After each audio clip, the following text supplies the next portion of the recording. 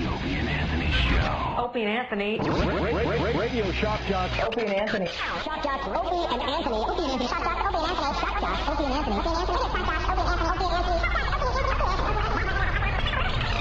All right, we get it. Sir, we look at you as kind of a leader of the Aryan Brotherhood by Crosby. Yeah, how about that? Well, send me some literature.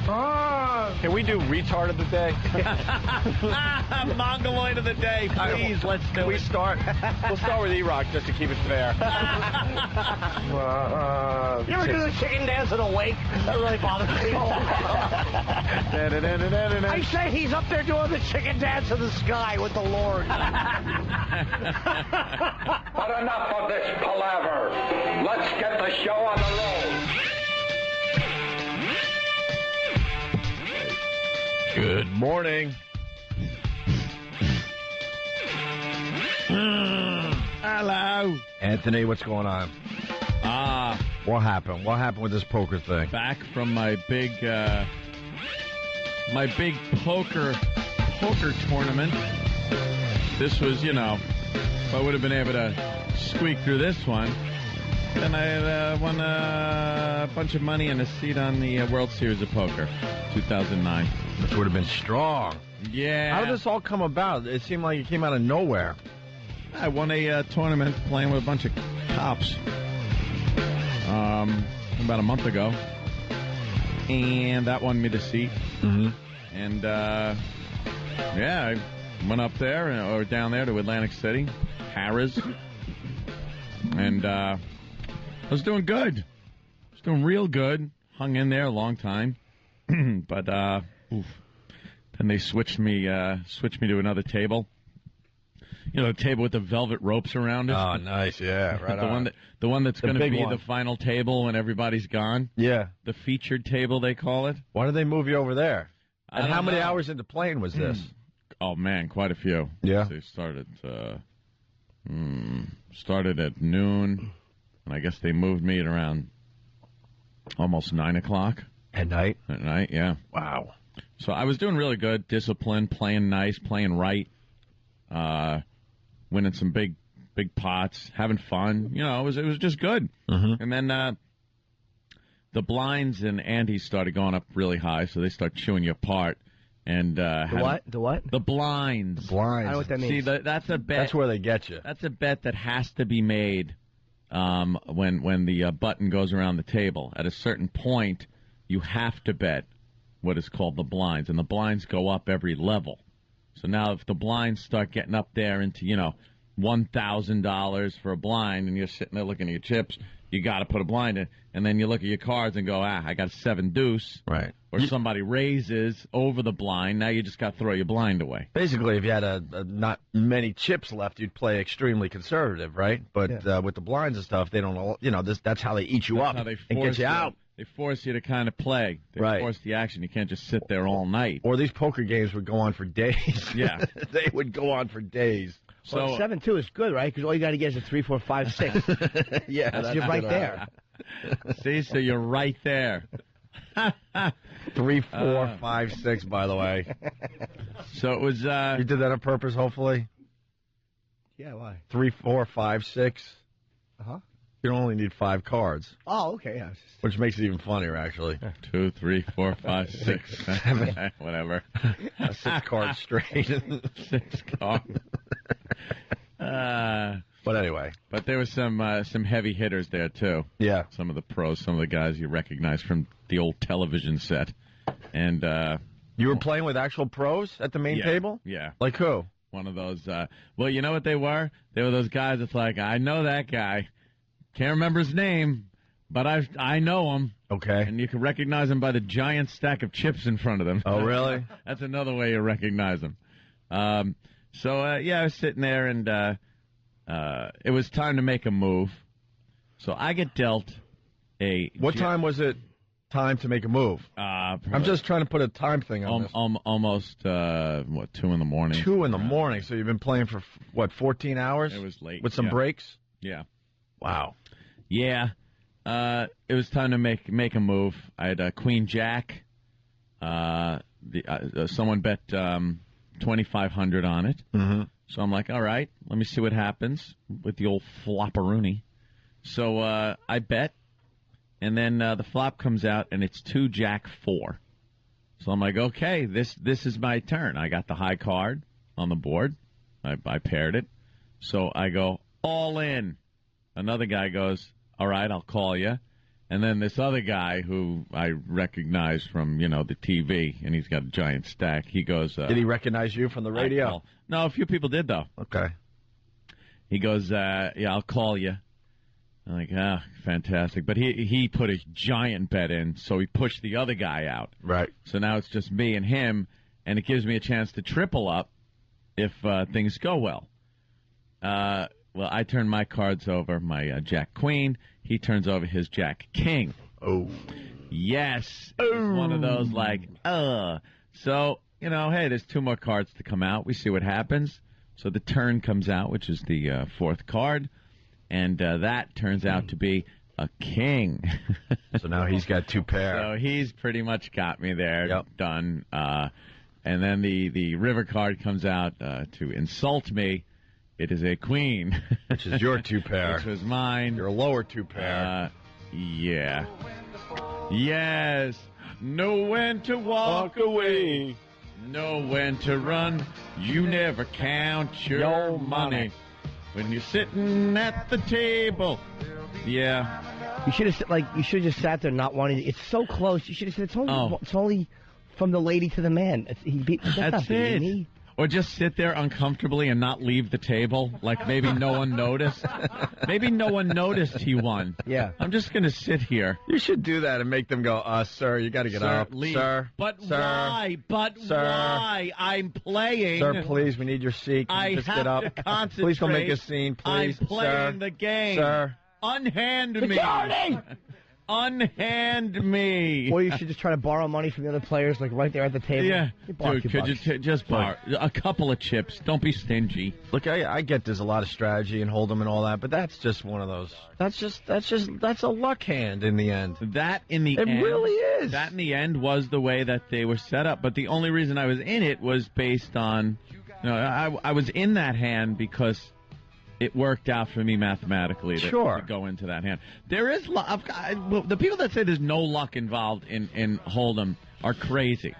They'd like you to believe that. You think there's more strategy? There's definitely more strategy than luck. There is more strategy just for the fact that most hands do not go all the way to the river. Right. That proves right there that it's not just, hey, let me keep betting and we'll see what happens when the 5th card comes out. Right. Most of the time you push the opponents out.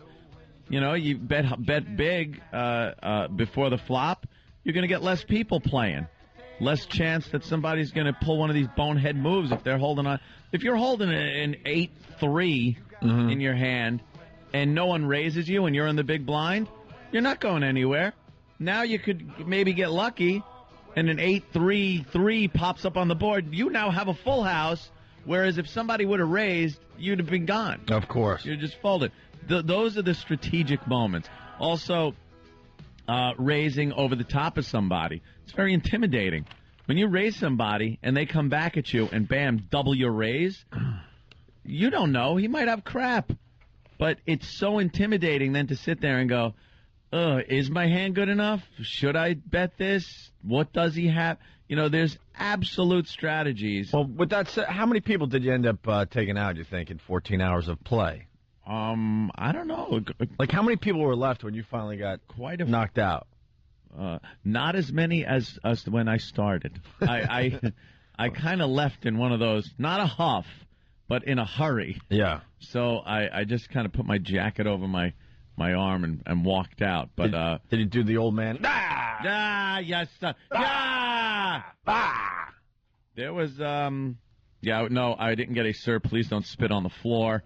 That's strictly reserved for blackjack. No, I was. It was a good. It wasn't one of those bad beats. It worked out. As the cards were coming out, it was like, what am I going to do? Right. I went all in. I was trying to stay in the game, and I got beat out by one card, the king against the queen. You should have went down there in your first hand, just go all in. With anything. The long ride to Atlantic City. I was the doing lights, very well. the velvet ropes, and you just go all in first all hand. in. I'm out. I saw a couple of All guys right, time to go home. out within the first 15 minutes. Of course. And then they're gone. That's all right. That was pretty big, but very happy with the gameplay. Had no problems. Played well, so I'm happy with it. So I guess you'll be sticking with radio for a while. The poker thing didn't work out. Yeah, I guess. I'm sure you had dreams of being the world champion. Champion of the World Series of Poker. Former radio host. Yeah, right. Exactly. Champion. Current champion, right. Good. I'd have to take those pictures with the money in my hand like, ah! Yeah. Fast forward, he's on TV playing poker full time. Yeah. All right, we're going to take our first break. We're going to step aside for a second. Your favorite restaurant had a little problem overnight, Ant. I'm very upset. And that's all I'll say for now. All right. If you want to say anything else, that's up to you. But certainly do. But I think this is the restaurant for the faithful listeners that Anthony took his whores to. Oh yeah, that was what I had heard. I didn't say from that. Somebody. Somebody else said that you would take your whores to this restaurant. Yeah. And this restaurant had some problems. Because, I would use my American Express card there. Right. So obviously it would show up on my statements. Right. If somebody went through once and accused me of taking my whores there. So maybe we'll give you an update. Yeah, we'll explain next. What the hell? Is it F.H. Riley's? Hey! Well, that's where we go. No Jewish lightning for us, my friends. We're doing very well. I don't know if that's Jewish lightning, but something's going on there. Grocery store refuses to make the Hitler birthday cake. We'll talk about that. We got a dummy who's 85 years old graduating college. That cute story. They do every single year. God bless. Just a different old broad, but they need to do this on the news at least once a year. Going to hit the old job market now, are you? Unbelievable. I don't think it's impressive. I really don't. Help wanted corpse. She's just satin pillow tester.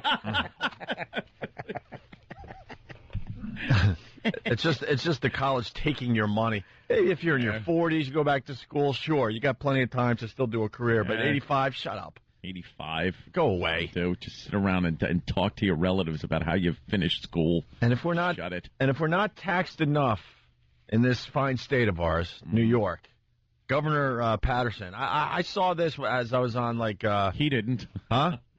Oh yeah. The new tax he's suggesting is ridiculous. And we'll explain that as well. Opie and Anthony, stay there.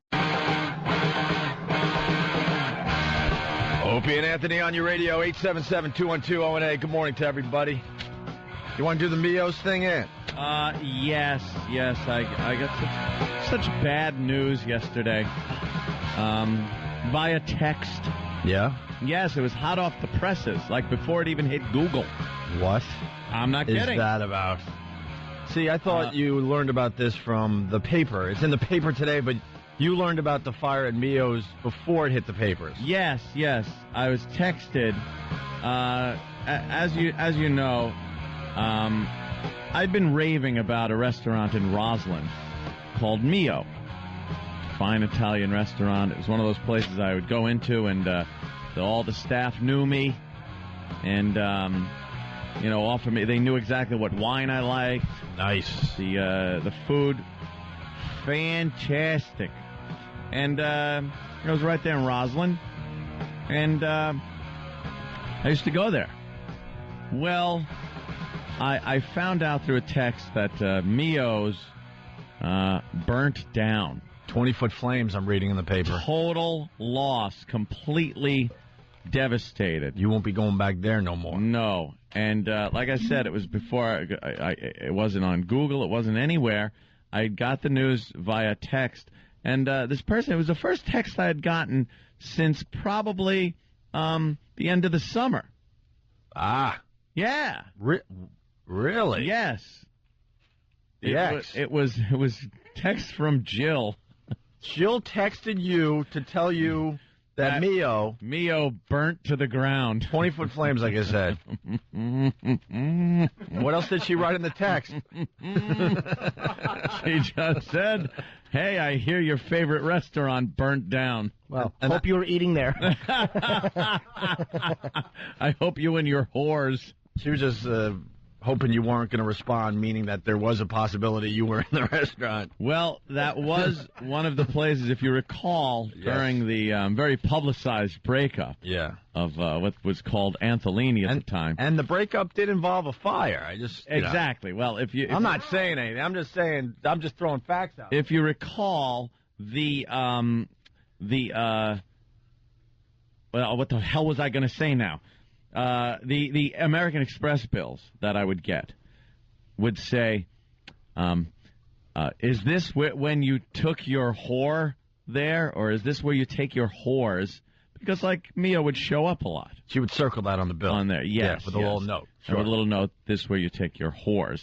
And, of course, there was an episode where a girl that was at my house lost her clothing to a fire that was lit by Ms.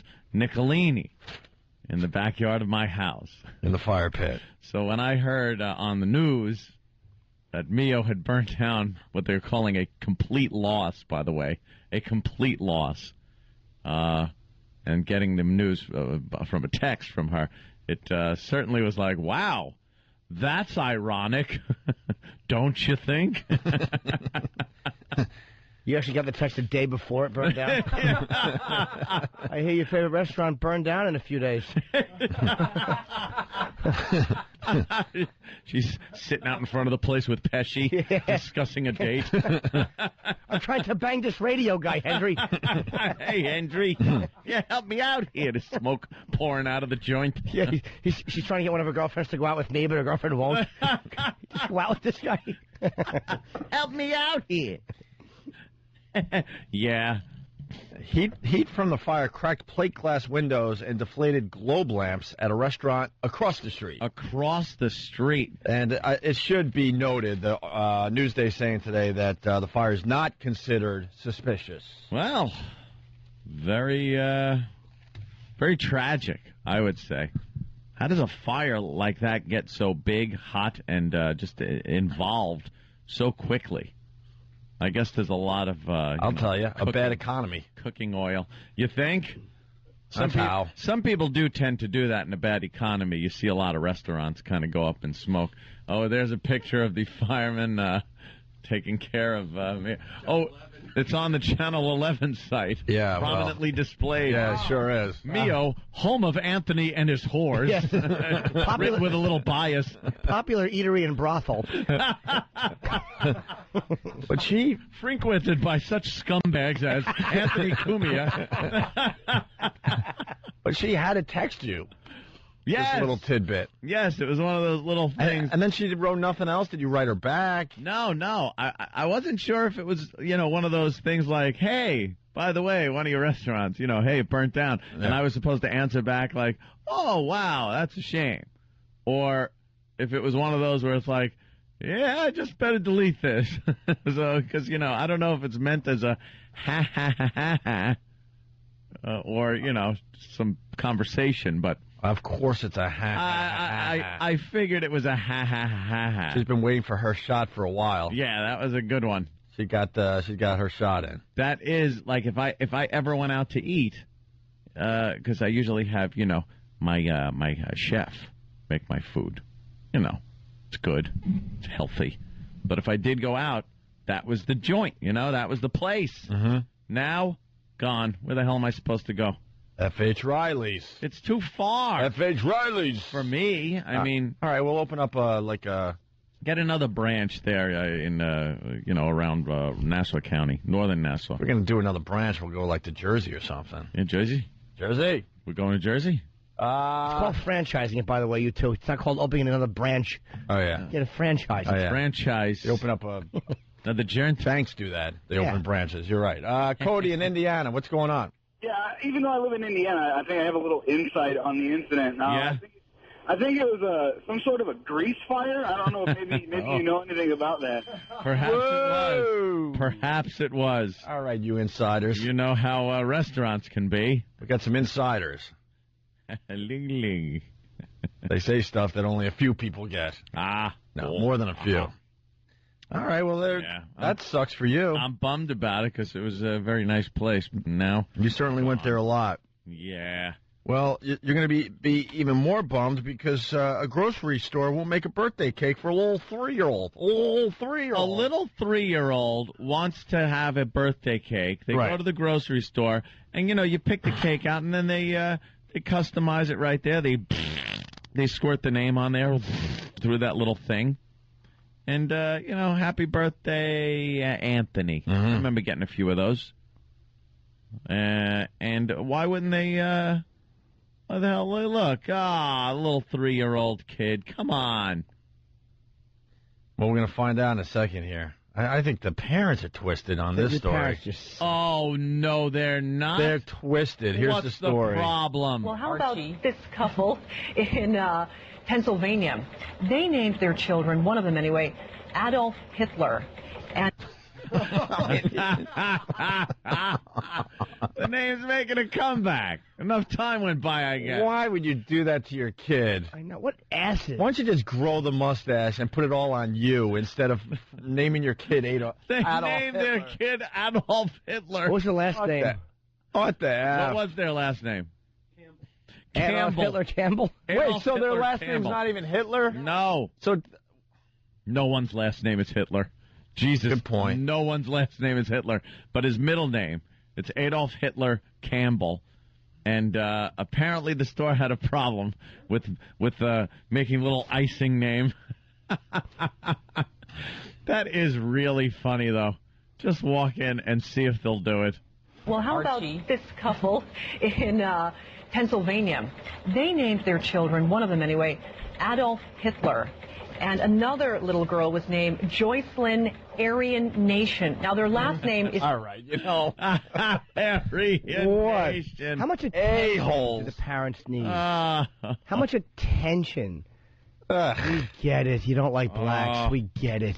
That's all right. They had to wait behind Tyrone's cake, which took all day. Ugh. They have a third child named Hoslin Himmler. Of course, Campbell. Himmler? Himmler. Are you kidding me? No, What's wrong with these people? They're taking names from history, picking them out of a hat. And apparently, you were talking about this last week when you said Barack Hussein Obama, and you guys even speculated, well, maybe Adolf Hitler will make a comeback. Maybe the name will make a comeback, and it's starting with this courageous family in Pennsylvania. Apparently, they think it's time. What are you doing to your kids? It really is embarrassing. Just do it to yourself if you want, but don't do it to your stupid kids. In 2,000 years, will there enough time have gone by where you can name your kid Adolf Hitler? No. Why? What's your friend Genghis Khan think? Why don't you go out and ask him? But that's just it. I think you could go in and go, could you write Genghis Khan Campbell on the cake? And they would be fine with it. Yeah. But, I don't know. There's a Genghis Khan's restaurant. Genghis Khan restaurant. And there could be an Adolf Hitler restaurant. And, it's just enough time. Not enough time has gone by. There's still... And I think the fact that there's film of it, if you're a bad guy without film, if you were Slobodan Milosevic Campbell, it would never fit on the cake.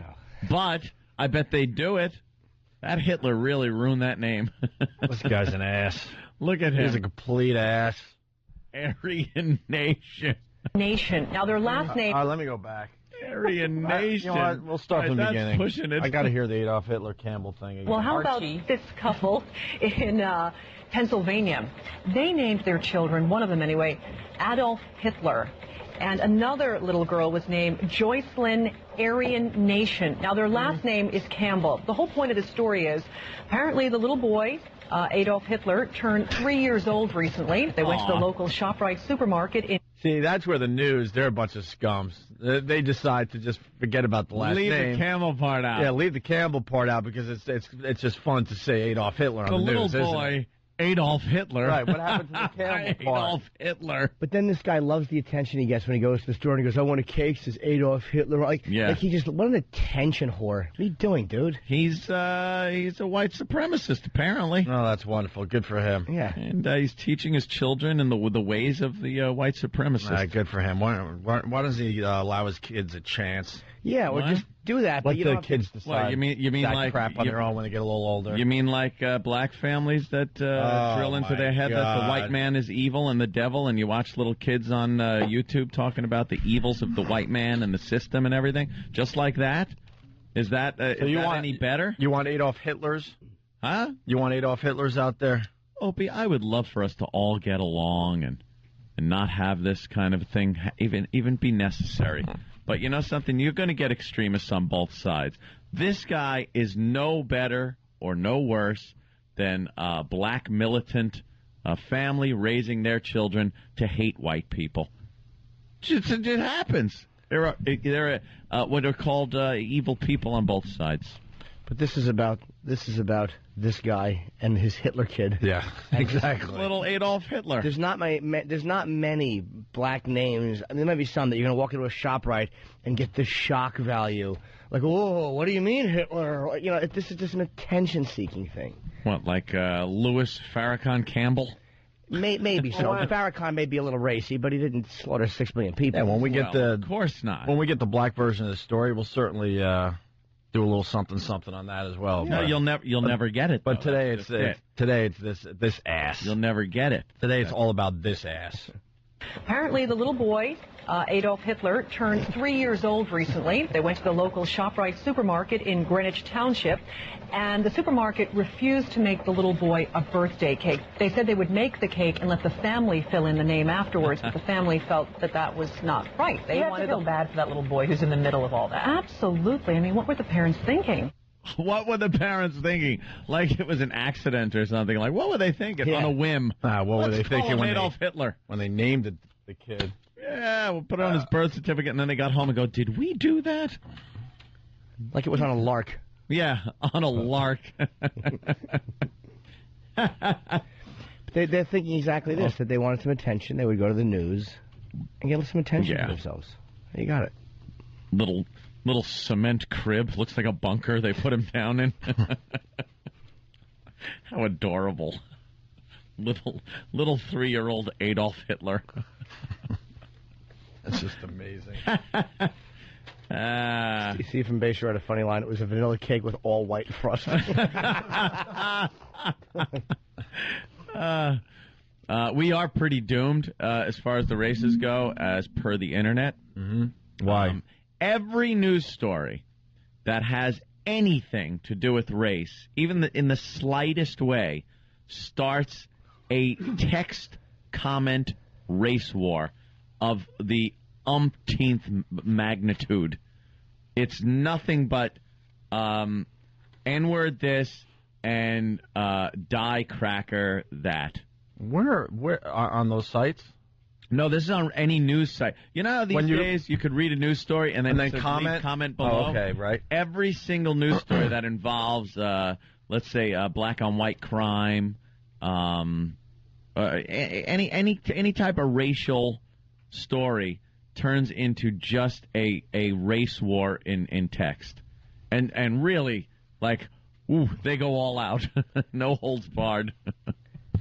Because they're cowards on the internet. It's like you've argued enough with Patrice or other people. Oh, yeah. When you're in face-to-face with somebody, usually you both kind of... Some people you can't, but most people you can kind of see a point they have, and they can kind of see... You can kind of go, Find some common ground? Usually, yeah, because you realize there's a guy there who kind of thinks like I think. He's just on the other side of the fence. Mm-hmm. There's a weird connection when you're face-to-face. But it's like when everybody's a coward on the internet. You're right. They are cowards, but there is this weird... almost honesty in their hatred that comes out in these things. Because some of the stories are so heinous and so blatantly open to a racial discussion, but you're not really going to get a discussion online. Like you said, people they get their keyboard bravery and can type whatever they want. So there is, in some cases, this honesty in their mutual hatred. Yeah. In other cases, though, it's just purely, unnecessary. Well, that's true. Let's say hi to Derek in Atlanta. Derek. Yo. What's going on, Derek? Not too much, man. I'm just blown away because right now Charles Barkley is saying straight up, a couple of years ago he wanted a basketball coach. He said, I don't care what his record is, I just want him to be a black coach. How is that not racist? If I would have said that, I'm wearing a white hood. I mean, what's the deal? Yes. Yeah, Charles Barkley's a pretty racist dude. He says what he wants. He said some pretty crazy things over the years. Dude, just because Charles Barkley isn't, like, he shouldn't be penalized for saying that, he's not the problem. The problem is the people that are penalizing white athletes for saying what they want, or that's the Exactly. Barkley's not the problem, though. No. It's just one example. Yeah, we could, we have in the past talked double standard till we're blue in the face. Yes. Sure. But it's just the way it is, and it's the way it's going to be for quite a while. All right, Yeah, Derek. it is. Thank you. Have a good day. Thank you, sir. Do we have an update on the shoe thrower? I'm sure you saw the shoe thing with Bush, right? Oh, my God. While you're playing poker. George They only Bush, showed it 100 but actually a couple hundred times. George Bush must have been one of the greatest dodgeball players in school. That man bobbed and weaved and dodged that shoe at point-blank range, pretty much. The guy walks right up to him, heaves the shoe, and George Bush, he had some moves on him. He had, like, cat-like reflexes. And he was smiling. He sort of had a little fun with the whole thing. You could tell by the second one, he put his hands on the podium like, all right. Yeah. I'm going to dodge the second one, too. The next one? Yeah. He should have taken his giant shoe off and lobbed it back at the guy. And they're praising this guy. They should lop his head off for not being able to hit the guy from 10 feet away. Yeah. Everyone knows you aim a little lower just in case the person is ducking. And then I guess the Secret Service were ready to just pound this guy. And, well, they came out of the back. And George Bush diffused the situation a little bit. Bush did? Yeah. He was like, that's not necessary to completely destroy the guy. Right. I'm sure if it was in the United States and it was some, college dork that did it, he'd have been saying, "Don't tase me, bro." But he's got to look like he's supporting these people no matter what. I understand your frustration. So they let him off the hook. They did arrest him though.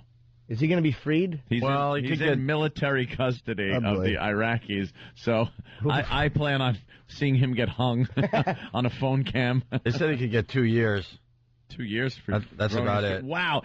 That was a great move. Yeah, the president has some moves. Ducked to the side. At least he didn't look like our president did not look like a sissy during that at all. I gotta say, I'm happy he didn't look like a little punk. If he would have gotten nailed, though. Oh my God! And then look at him smiling. He's into this. There goes the other shoe.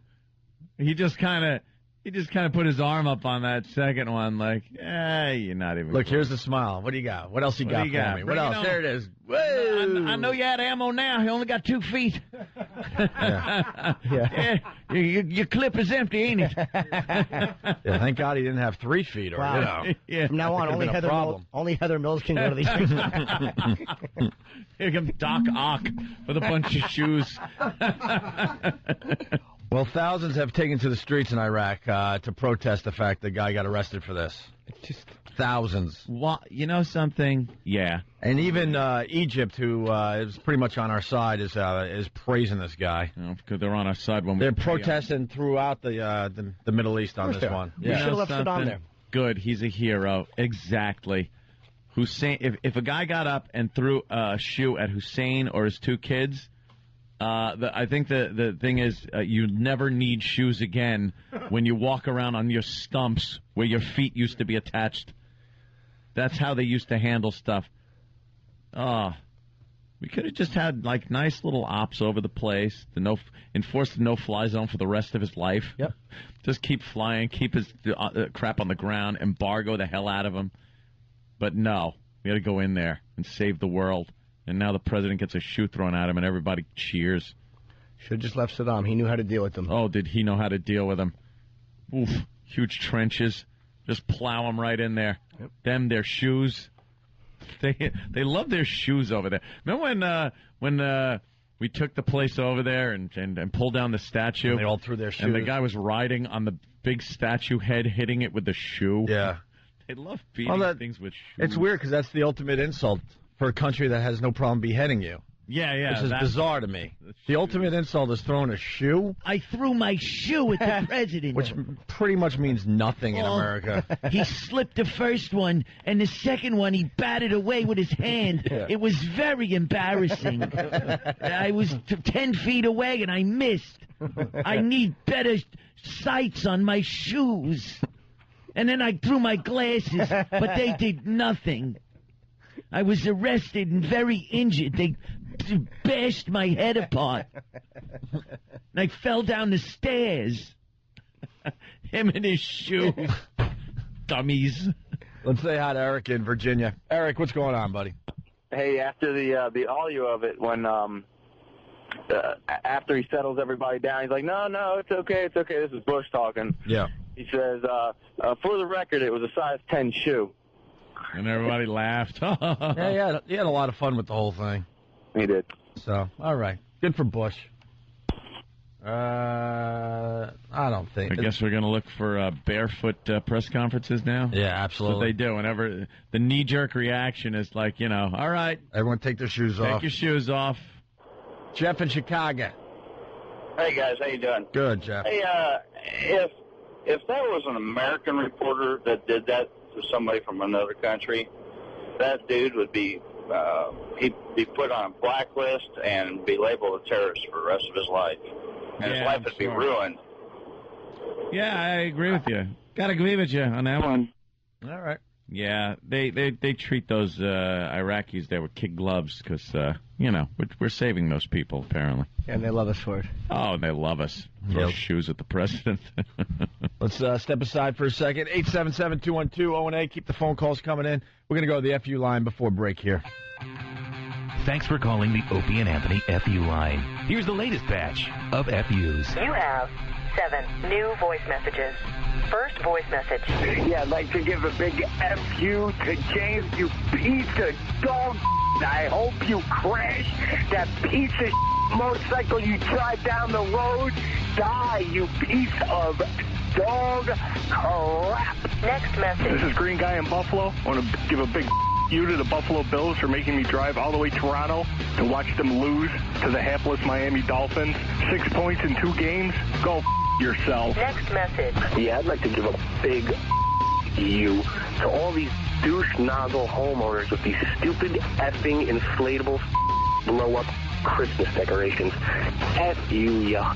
Next message. Yeah, this is Murph. I want to give a non-literal you that like made-up calling gay day. I didn't find out about it until all the friends at work started calling me a homo.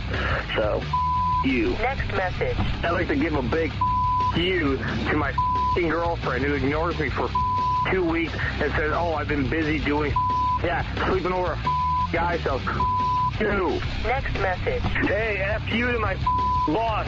I just want to let your ass know I get stoned every morning before work. I get stoned every lunch break. Thanks for not laying me off this week, but F you for thinking about it for next week. Next message. Yeah, I just wanted to give a big F you to the welfare recipient and her 2 illegitimate kids that got out of their Escalade and had to throw the door wide open and ding my door in a Stop and Shop parking lot. F you, you inconsiderate welfare recipient. End of new messages. Call the Opie and Anthony FU line. 866-FU line 1. That's 866-FU line 1. Thank you and goodbye. Opie and Anthony. We got a couple Christmas stories we're going to get to in a second. Fun Christmas stories. Yeah. But first, there's a picture of Tyson in the paper today. Mike Tyson, yes. Wow. And he is huge. We thought for a second it might be the clothes he's wearing, like big slacks and a puffy shirt. But then you do a little more research online and you realize that Mike Tyson is a monster now. He is just huge with a huge belly. His gut is going over the top of his belt. He's ballooned up. His legs are like fat in his pants. You know, you got to expect that to happen. You don't. The guy's not in the gym every day like he used to be when he was fighting. And then he's probably still eating exactly the same way. Yeah. And where does it go? Right to your hips. Right to the belly. You don't think he orders healthy food when he's out? Yeah, right. Yeah, the chickens would give me the skinless chicken, and I have the unsweetened iced tea, and a bitch I could punch. Yeah, he's not even working it off. You haven't even heard him in the news like that. Now, this is a picture of him with some young lovely thing, and in front of them, a couple Red Bulls. Red Bulls, they have a lot of sugar. That'll pack out on the pounds around the belly. Yeah. And then it looks like a bottle of champagne on ice as well. Yeah, I like treating my girls before I rape them. Allegedly. Well, no, I went to prison for it. Good point. That was rape. Good point. Only allegedly until he held guilty. Yeah, good point on that one. I allegedly didn't rape her. Oh, wow. So you might want to. We'll throw that up on onaradio.com. Somebody did a before and after when he was in ridiculous shape where everyone feared him. Hey, get a load of fatso over there. In the gym, Yeah. he just crushes you. You know the guy's big meat paw would still knock your head off. I think everyone still fears him, even though he's a fat course. guy. Yeah. A lunatic. He's officially a fat guy. You would say that's a fat guy. I'm on the low-fat Zoloft now, trying to drop the pounds. Sugar-free Prozac. Yeah, that before and after picture, the side-by-side is just amazing. All these boxes, though, God, they're just stupid is what happens. They're easily influenced because they come from, I guess, a pretty bad place. They get somebody that they can latch on to, that latches on to them, and then once it's over, it's just over. They set them adrift. They get all fat and stupid. They try to tell jokes in their big, stupid club. LaMotta. Oh. Yeah, Tyson's a black version of Jake LaMotta. Yeah. Absolutely. Wearing sort of the same clothes, too. Yeah, he's getting heavy sexual problem, jail, LaMotta, too. Yeah. Belting some broads. You know what? It's kind of sad. Very. It's kind of sad to see these athletes that you grew up watching, become kind of soft. And how much and money sad-looking did he generate? I'm not talking about even hundreds of millions making for himself, just generating money Easily that went to other people. Those pay-per-views, everyone used to get them. Yep. There wasn't one Tyson fight where you didn't go, I gotta see this animal just kill somebody. And, it was fantastic to watch. After Tyson, people weren't buying these pay-per-views like they used to. No. They still did very well, yes, but... this was mainstream stuff. You would have, Tyson parties and stuff every time he fought. He'd fight, and you'd have people over the house just going, all right, this is going to be, don't go to the kitchen. No. Don't go to the kitchen when that bell rings, because he's going to come out like a bulldog. An animal. And kill somebody. How many people walked from the kitchen back into the living room with their armfuls of snacks, like a Pepsi and some popcorn and a hot dog, and then everybody was putting their jackets on at the party? Oh, I missed it. The worst is being in the kitchen, gathering it up, and hearing, yeah. Oh, no! What was the big one? The Michael Spinks fight? Oh. Right, it was Tyson Spinks. We all paid for that one. And that was a good one. We haven't talked about this in years. How long was the fight? I want to guess 93 seconds. It was less than 2 minutes, I believe, right? Oh, fantastic. First round knockout. He just... the way he came out from his corner, just with his head down and just almost running toward the guy. Yeah. And then opening up on him. I think there's a market for redoing these big fights with the guys today. Can you imagine? Yeah, you get a fat Tyson in there with whatever Michael Spinks looks like. Old crackhead-looking Spinks. Does he? Yeah, I see him. He's a Friar, so I'll see him at the Friars events. And that's Spinks right. Looks good. We did meet him at what roast was that? That was the Pat Cooper roast. We met Michael Pat Cooper. Imagine that, though. Who wouldn't buy that pay-per-view? The Tyson Spinks rematch. A fat Mike Tyson and an in-shape Michael Spinks. That would be a much closer fight. Yeah. And he took over. Spinks beat Larry Holmes, man, who was, I think, 49-0. Yeah. Going to tie Marciano's record. The best part of the Tyson Spinks fight, and you can watch it on YouTube, the beauty of the internet, is when Spinks tries to get up. Go to that part again, where Spinks tries to get up. Yeah. He could barely get on a knee before he falls back almost over the ropes, over the bottom rope. Oh, did he get... Just knocked him the F out. He doesn't know where he is. He's looking around like, what? When's the fight? Now, to get this excitement, you got to watch UFC. But watch him. He gets up on a knee and right on his face. He just falls on his face. Tyson was the man. Mike Tyson. He was the man. You ever see the Ali, like Muhammad Ali was being interviewed? He was already in bad shape by Arsenio. Sure. And it was a really tough interview because Ali he was on his way out already? Yeah, he's really hard for him to talk. Yeah. And they brought Tyson out, the young champion. Yeah. Tyson, and Ali's like, I'm afraid of him. And you could see that Ali really knew that this kid was a major problem. Yeah. I'm afraid of him. What's he gonna do? Punch some sense back into your head? Yes. All of a sudden he could talk back like the old Ali. Flow like a butterfly, sting like a bee. Thanks for punching me in the head. Yeah, Ali and Tyson on the same talk show. Good call, Jimmy. I don't remember this going on. I'm gonna watch. Arsenio. I'm gonna watch this later today. Hey, speaking of fat, our governor, the blind governor, who's outraged by the SNL skit, whatever. Just take your little beating and move on. Well, Ali was still kind of with it. You don't remember how long ago Arsenio was on. Well, so you look at that fade hair. Arsenio, that's 20 years easy. Jesus. I think he was late 80s, right? Yup, early 90s. And there was, I can't see who Tyson's on there with, but it was kind of the thing that was cool about this. Sugar Ray Leonard. Oh, I couldn't You got see. Sugar Ray, you got Muhammad, and you got Tyson all on the same couch. And just to see these other guys acting like little kids around Ali was kind of, everybody was kind of, I guess. Jimmy's got one of these memories. Yeah, it's called Worthless. Pull that. Yeah, that's what I meant. And Muhammad Ali was already, slower? Sure he was. Oh, I can't wait to watch this later. All right, listen, moving on. I was talking about Patterson. Speaking of fat, the blind governor who's all mad about the SNL skit. Yeah. Whatever. Get over it. It's a joke. Relax. We should be mad at what he's doing. Taxing sight is probably the worst thing he can do. It's, there you go. And he said he likes good jokes, but I mean, That's a damn good one right there. His favorite is two Jews walk into a bar. I've done that too.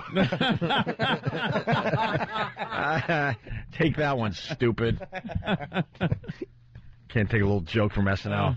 But then he turns around. He outrages everybody in New York State. He wants to go with a fat tax. Yeah. He wants to go with a fat tax? Mm-hmm. Look, I'm not a fan of the people that indulge themselves to a point they get ridiculously big. I understand we all, of course, have our struggles, but you can't tax. Mm-hmm. You can't tax fatty stuff. People are living paycheck to paycheck already, and now we got to deal with another tax. He must hate those votes when they all go, the ayes have it. Mine don't. He has to vote nay on everything. The worthless orbs have it. Those dead marbles have it. That's right. More blind jokes, Gov. He wasn't in a paper saying he could take a joke. All right, we'll see. Yeah, well, he was a little upset at that SNL thing. They got a little carried away, I guess, with the allegations of cocaine use and whores. They didn't get carried away at all. They were just his blindness. They were just goofing on that. They were just going with some of the stuff that Governor Patterson said himself. Yeah. Making him look a little silly walking into the camera shots and stuff while they were trying to do other things and holding the chart upside down. That's just funny stuff.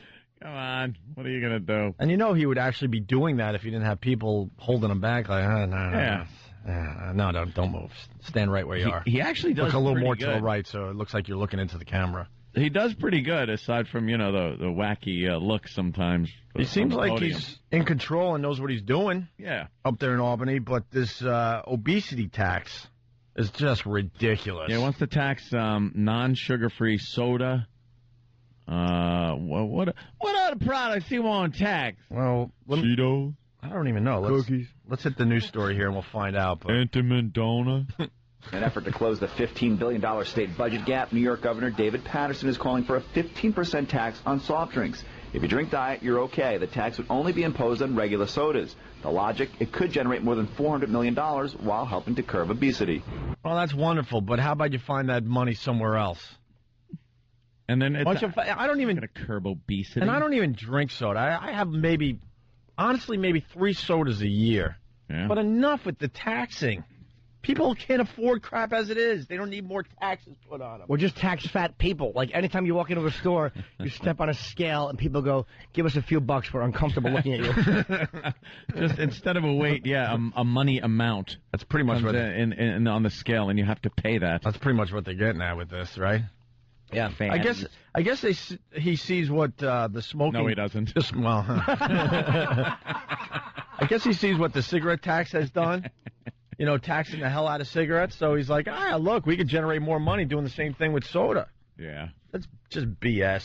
Yeah. Find the money somewhere else. Nothing left to tax. And now they want to like put the tolls on the free bridges now on the east side of New York City. That's wonderful. I don't know how they're going to do that. How about you talk to the regular Joe out there and to find out that they can't afford this stuff? Joe the plumber? Not Joe the plumber. We might have Joe the plumber on, I think, soon. Oh, joy. Yeah. And like Jimmy suggested, only ask him plumbing questions. Yeah. Nothing political. I just want to know about vent pipes, traps, toilets, elbows. Joe, I got to jiggle the handle. What do I do? PVC versus cast. Joe, go. Pose on regular sodas. The logic, it could generate more than $400 million while helping to curb obesity. It's good to, keep kids healthier. Sodas have a quick fix for kids, so. For that reason, some public health advocates like the soda tax, hoping it will lead to healthier choices. You know what? That is ridiculous. People are going to continue drinking their soda. No one's going to get healthier because you tax soda. Yeah. They're just going to... They're just going to pay more for their soda. And it's not going to make people healthier. Thing. You think it's only soda that make people fat? It's only soda. People are still going to be unhealthy and obese, eating crappy food. Well, it's under the guise that they're taking care of people by trying to make them healthier. No, they're trying to get more money from us. They need cash. They don't give a crap about your health. Whenever they talk about your health, just stop listening. They don't care about you. You know, instead of taxing the crap out of people, where are the cuts? I want to hear what they're cutting. Because you always, whenever, especially in good, prosperous times, you constantly hear about the government overspending for everything. Right. And it's almost a joke. Like when you hear the typical old cliche, $10,000 for a hammer or something like that. But there's so many redundant jobs in the government and things that are just business as usual that they never think of cutting because it's just been that way forever. Mm-hmm. Just like taxing the people has been that way forever. So instead of making a real difference, and this Obama's talking change, and the change is the same old story, tax, how about cutting the government, slimming down the government and saving a crap load of money? Let these poor bastards try to get out and get a job after they've been booted out of some cushy government job. Enough. Blue Healer from Kentucky. They should heavily tax seeing eye dogs. Oh. Yeah, I think Patterson's being selfish. He wants a $2,000 tax on glasses. He's just thinking of things that he's not going to use, over-explaining a mediocre joke. Yeah. They should heavily tax sunglasses, right? Yeah. Of course. Visine. Yes. Bowling alleys. Movie theaters. But he wants headphones discounted tremendously. Heavily taxed blues musicians. Wherever you get the money, right, Gov?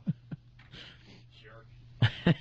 Hope SNL does another blind skit. Are they done for the year? Yeah. Ah, that sucks. I would love to see if they have balls to do another blind skit. They bringing some new people in next year because they dumped a few, didn't they? Well, Amy Poehler's done. Amy Poehler's gone. Poehler's done. Didn't she re-up? I heard she re-upped to do Hillary. They may make short appearances, but she's got a sitcom in development. Okay. So she said goodbye on Saturday, and you won't see Tina Fey back there saying unless it's a guest spot. Well, that was a special thing because Sarah Palin comes out of nowhere to look just like Tina Fey. We knew that wasn't going to last. They brought in 2 or 3 people in the last couple of weeks. You just kind of saw them woven in. Yeah, Amy Poehler, man, she was really funny. Yeah. She's a funny lady. I've watched her improv at Second City. Like she'll go on sometimes, and they do I think a Sunday show, whatever night of the week it is, and she's brilliant, man. I mean, she's really She funny. is really funny. Her and Tina Fey, you got to give it to them. Why can't one politician just have like a little fat neck and a weak? Why can't I look like the next guy where they need me and like he blinks rapidly and he's not a good actor? I mean, yeah. Perfect impression. Hey, did we have Amy Poehler on back when the Upright Citizens Brigade came in? When we were on NEW? Might have. I think we might have had her on, now that I think about it, before she was famous. I'm going to have to look at old pictures. This is not true, Dennis. Dennis and PA, what's up? What?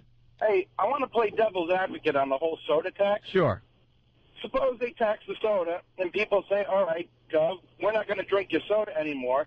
Now they don't get their $400 million, and your soda companies turn into GM and Chrysler. I don't think the Looking devil for would money to care bail about out. this. Companies go out of business. People lose jobs.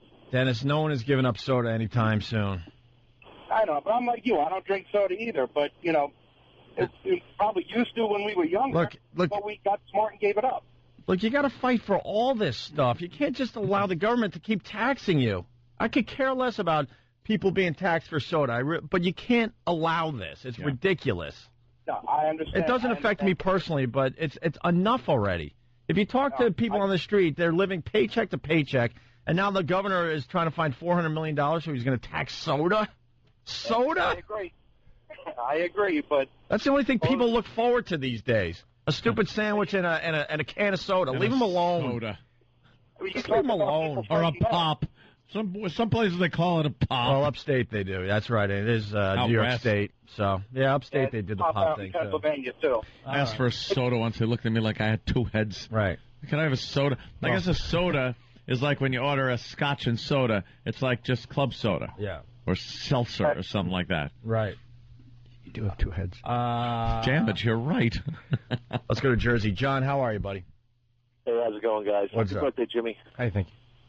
They're cutting $35 million out of the FDNY budget. There's actually stations that are only open during the day. They're closed at night. They're closing houses all over the place. Yeah. This is ridiculous. Yeah, there was a fireman that was caught calling in false alarms and starting fires. Yeah. Because they were closing down his firehouse. Yeah. Oh, he was a little outraged. Hey, he was a little pissed. We're needed here. All of a sudden, there's huge fires going on. Yeah. Yeah, it's $35 million off the FDNY. Oh yeah, that's a big story. They're cutting those boys down. Ridiculous. Baltimore checking in. Greg, how are you? Hey, boys. Good morning. Good morning. Listen, I just wanted to I'm sorry. No, we just said good morning. Go ahead. You are sorry. Oh, okay.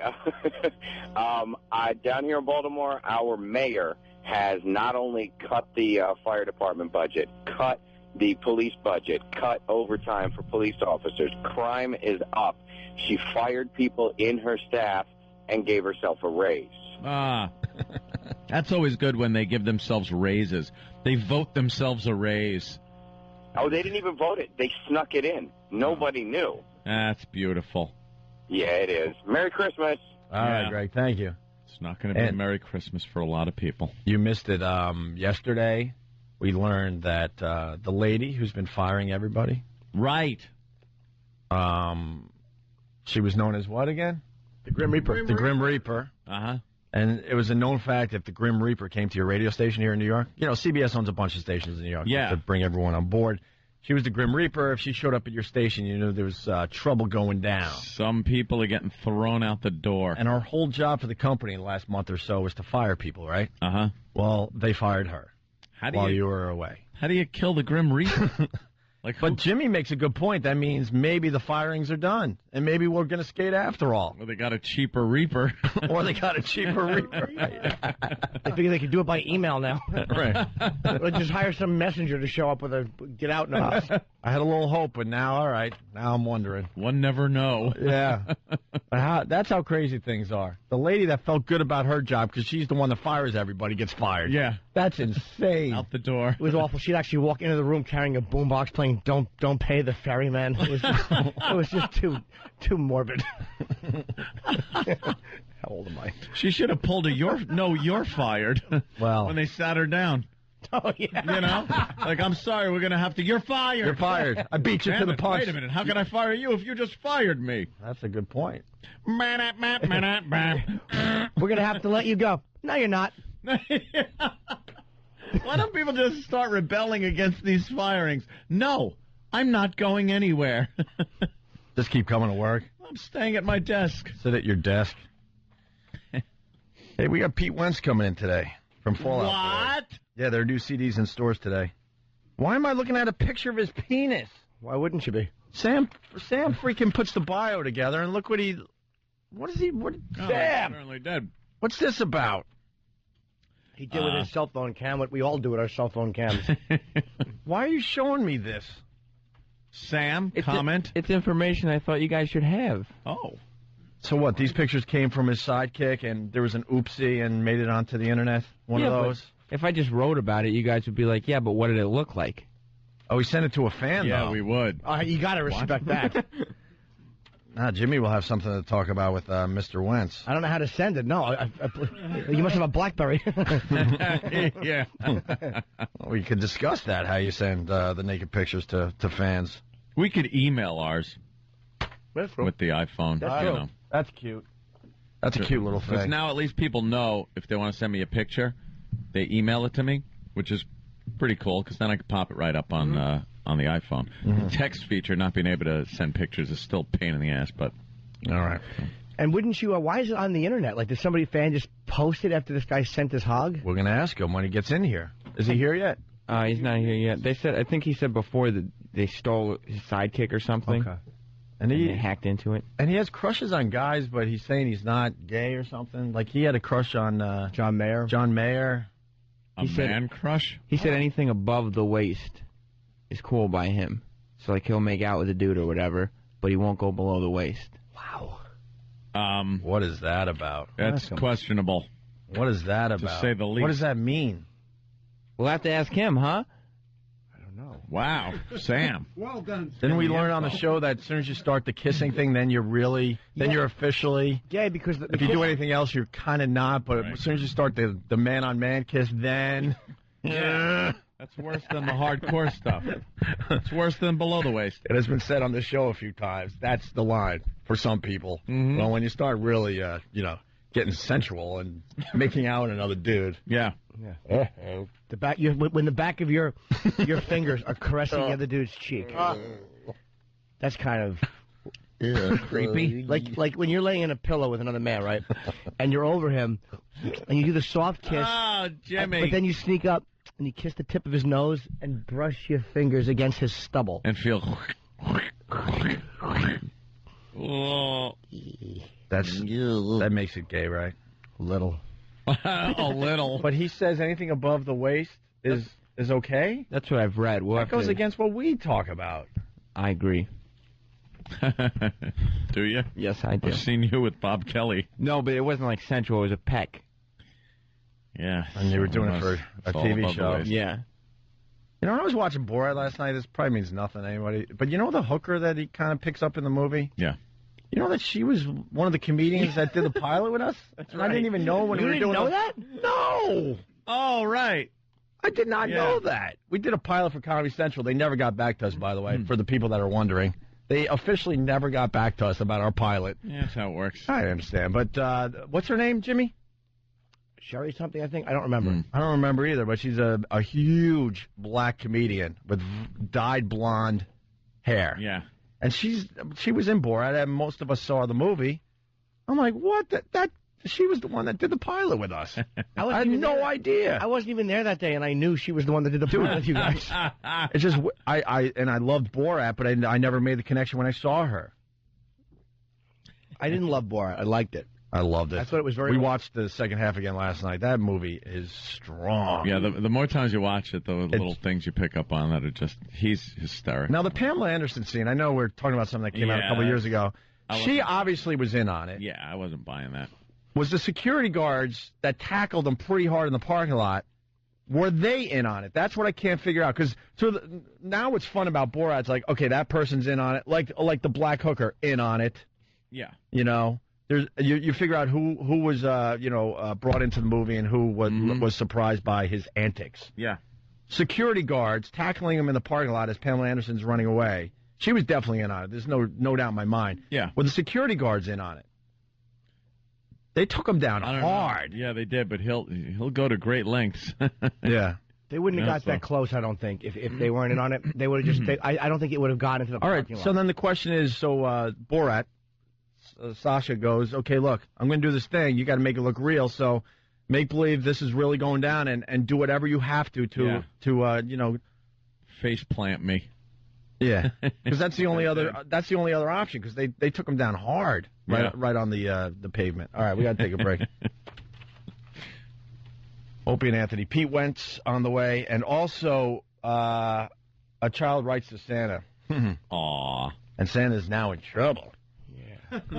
Santa's now in trouble. Uncle Santa. And we get these stories every year. There's a Christmas song they're not allowed to sing at school anymore. Yeah? Yeah, because of a dopey mother getting involved. Rudolph the... Opie and Anthony.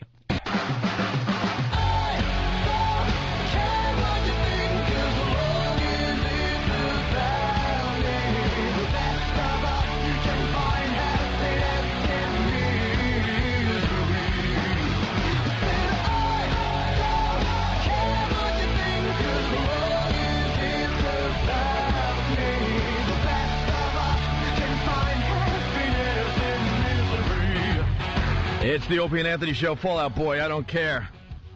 Catchy as hell, Pete. Pete Wentz in studio. How are you, sir? Pretty good. Getting up for the day, I guess. I hear you. Too early or what? No, I'm still on LA time, so it's like 4:30, I guess. Yeah, then it's even better. Right now, it's early for me. Do you wake up or just kind of stay up? No, I wake up. Yeah. I wake up. I try to get You get a few hours sleep in? Yeah. Not living that rock star thing where you stay up all hours and don't wake up till noon. No, not really. I guess the big elephant in the room is that I have a kid. Yeah. So it's a little harder to do that. Seemed like a good idea at the time, huh? Yeah. It's definitely one of those things where I'm up every 3 hours anyway, so it's not that big of a deal. You were the DJ at a party I was at. It was the UFC party when Forrest Griffin beat Rampage Jackson that weekend, and it was Dana White. It was the worst party ever. There was like 90 guys and 2 prostitutes dancing with UFC guys. It was the worst. It wasn't the music that was bad. It was just the fact there were no chicks there. What the hell was the UFC doing? I don't know. I know that I played a lot of really bad 80s music. I remember that. That was one of the problems. I remember the music was a little too quiet. Yeah. And I remember when Rampage walked by me, I thought I was literally going to be murdered. I was like 4 inches away from him, and it was the scariest moments of my life. That was the fight where he had problems afterwards, right? Yeah, he was probably on his energy drink binge by that point. Because we've had him in, and he couldn't have been nicer and sweeter. We love Rampage. Yeah. And we hear he's back on track, which is very, very good news. No, the problem wasn't the music. It wasn't the music at all. It was literally Dana's invite guest was all men, and I was very creeped out by it. It was just me and stupid Bob Kelly standing there. You would think the women would love the UFC thing, right? You'd think. But no. No. All right, we're going to have to... Dana's a good friend of ours. We're going to have to call him and ask him about that. I think they like some of the guys, but then if they watch it for 2 seconds and realize that they're complete maniacs, they kind of think, they probably picture in their head, I burned dinner one night. What's that going to be like? Yeah. There's no tapping out on the kitchen floor. You're pretty much taking your beating. Well, this is what I do for a living. What's wrong, right? Yeah. We have, I guess we have to ask you, because our Sam put pictures of your penis, which, look, we've all done it. I mean, please, what's the use of technology if not to do that and send it to somebody? Of course. What is the point of a camera phone, right? I'm with you. Yeah. What happened? Did like the fan you send it to like give it out, or did it how did that get out? Well, what I think the way I think it got out was it was sent to an ex-girlfriend, and I think that is how it got out. I'm not really sure, to be honest with you. Whatever. And everyone's like, oh, yeah, you must have leaked it on your own because it's like it makes your band way bigger, this and that. I'll be honest. There's a lot of better ways to make your band bigger than to... it's like having the entire world walk in on you taking a dump. It doesn't hurt, though. How can an ex-girlfriend not be trusting? Yeah.